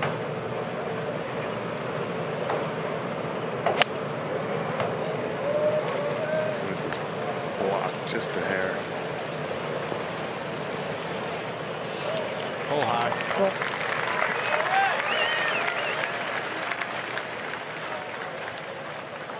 We'll walk up the 18th for the man that has dominated this golf course. Tom Weiskopf dominated it back in the 1970s, winning on it 3 times. McIlroy has won on it 4 times in the last 15 years. He says he needs to think long and hard about what's next. He loves to compete. He wants to give himself some big goals in the game. But he also wants to enjoy this. He wants to enjoy what he just completed last month. There will be no calendar slam. There was a lot of talk about that after what had happened at the Masters. He wants to enjoy wearing that green jacket all over the place. And he should. He also says he wants to come back and have a real member experience here. There are some other people in this room that would partner well with him, given where their current inflated handicap is. How many people do you have in that room? Just a few. Well, it's not. He's not referring to me. That's for sure. Yeah, we need to get Brooksy's handicap in the right spot.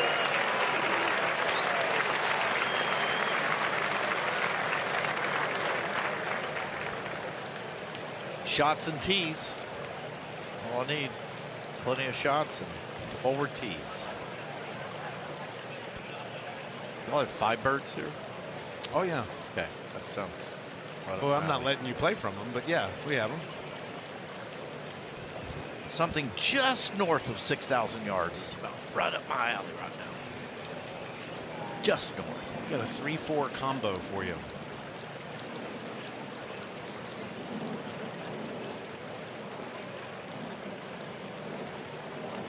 These two will be quick. Rory will learn something from Bezuidenhout. Very quick and moving down to the left towards that creek on the other side of the hole.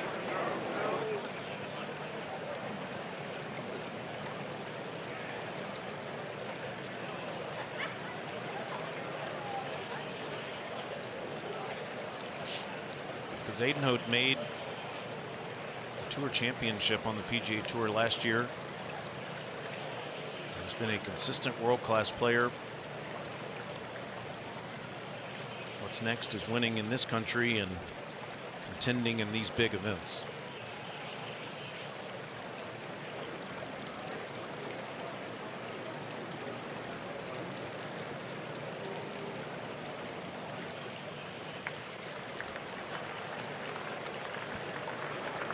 He will be putting some time in on the greens next week.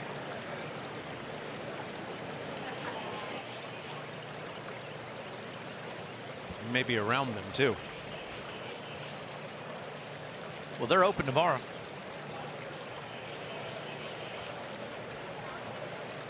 They will be open tomorrow. And you'll be standing around them.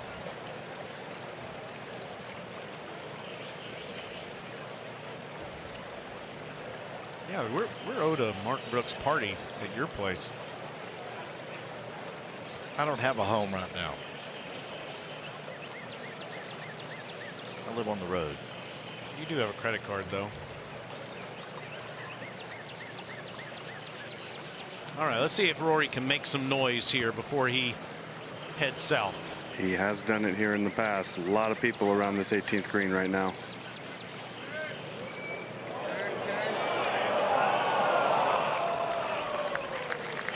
Not to be at the PGA this year. But plenty of chances left for the 2025 Masters champion.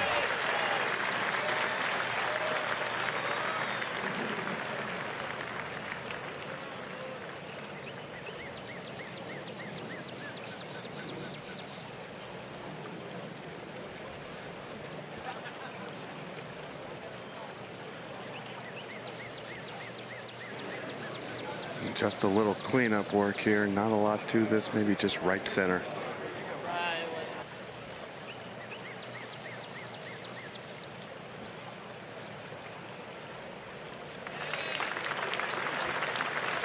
Bezuidenhout finishes at 2 over today.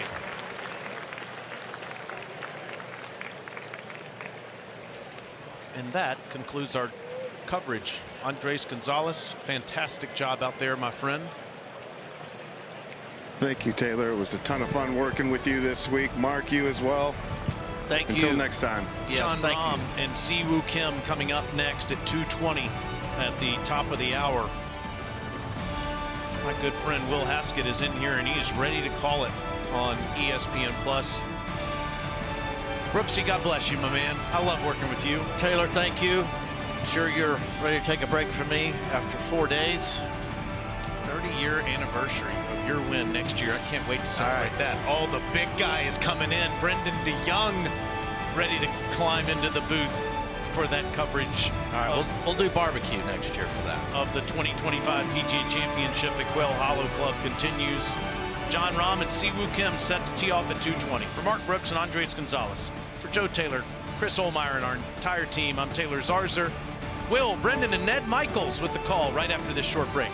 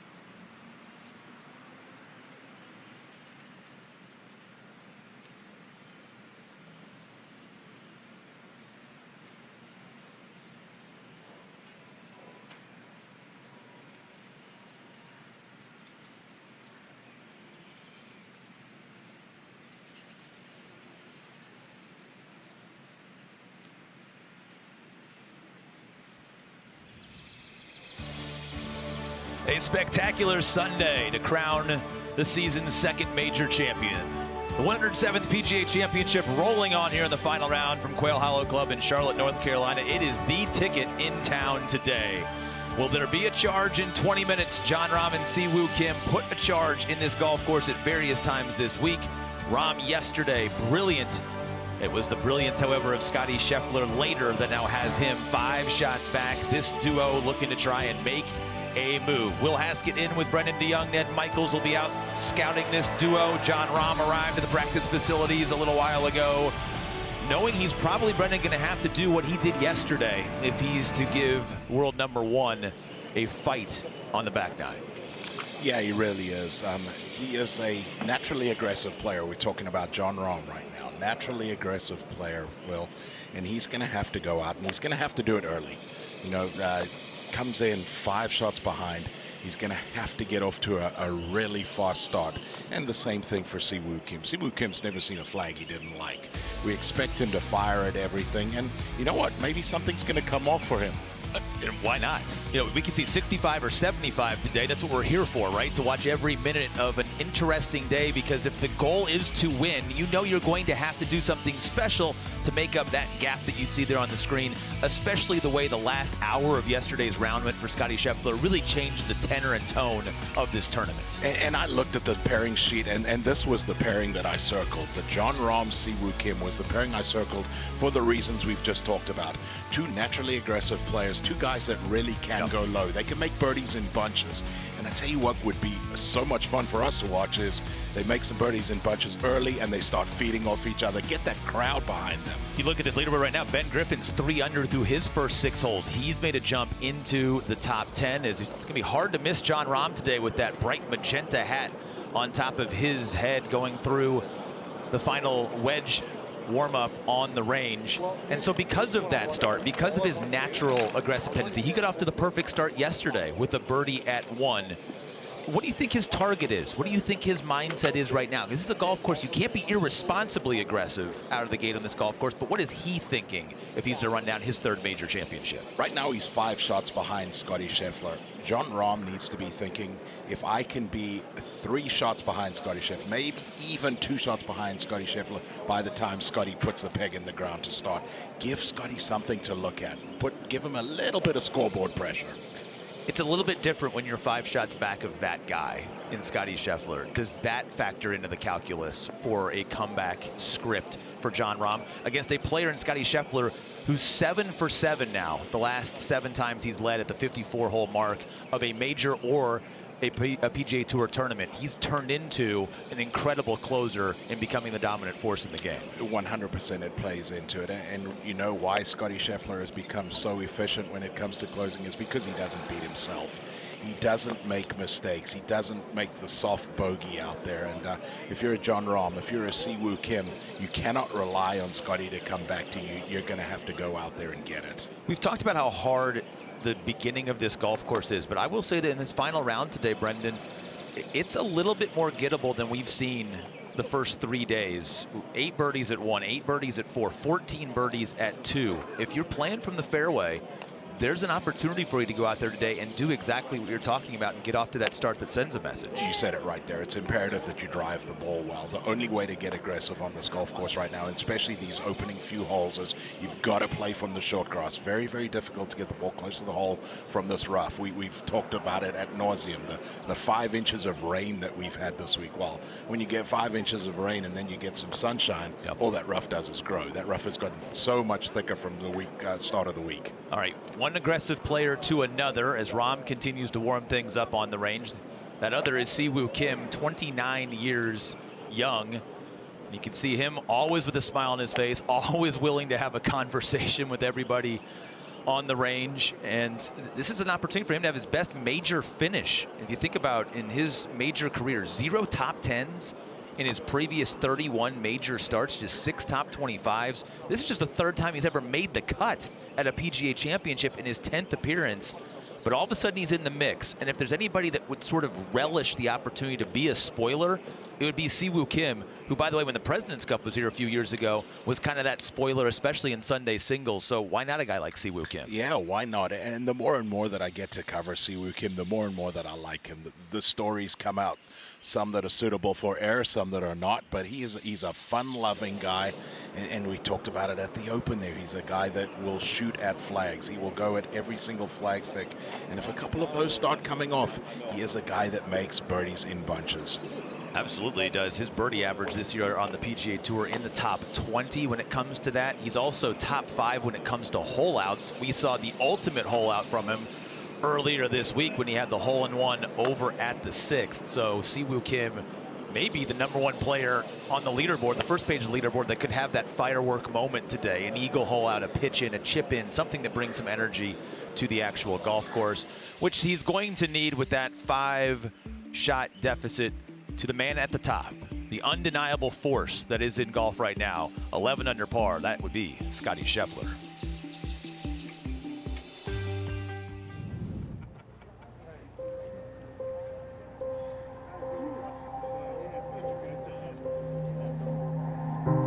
All along, he lurked. Even when it wasn't spectacular, he lurked. Lacking theatrics, one shot at a time, for the first 2 days of the PGA Championship, Scottie Scheffler lurked. The way I was hitting it the first couple days, I was just doing my best to kind of stay in there. It's just grinding and grinding. You gotta love that. And then, when it was time, oh baby, be as good as you look. The world #1 pounced. Scheffler sends shockwaves around this PGA Championship. In an epic stretch that will no doubt add to his legend. This is just a clinic. Scheffler went 5 under through the last 5 holes. Perfect it is! Igniting Quail Hollow into chants of his name that echoed long after his final putt of the day fell. It's a Scheffler showcase performance. Even letting out some rare emotion of his own. I felt like those were important putts at the end, and a lot of emotion for me. It may not be a lot of emotion for other people. The leaderboard on Saturday was a carousel of contenders. Bryson DeChambeau surged, then stumbled. Jon Rahm made a charge, even if he tripped up too. 36-hole leader Johnny Vegas was up and down. Scheffler, though, he just climbed. What he's driven by is just stacking wins. Steady early and spectacular late. Now, he stands alone atop the leaderboard, entering Sunday as the clear frontrunner in pursuit of his first PGA Championship win and 3rd major victory. It'll be precisely what he is all about, legacy. I've got a lot of great players chasing me on the leaderboard, and someone's going to put up a great round, so I got to go out there and have another really good round. Well, Brendan, 2 of those great players chasing him will be our feature group, heading to the first tee in 12 minutes time. The question is, will they get an opportunity to chase down Scottie Scheffler, or is yesterday's perfect finish just a precursor for a perfect champion?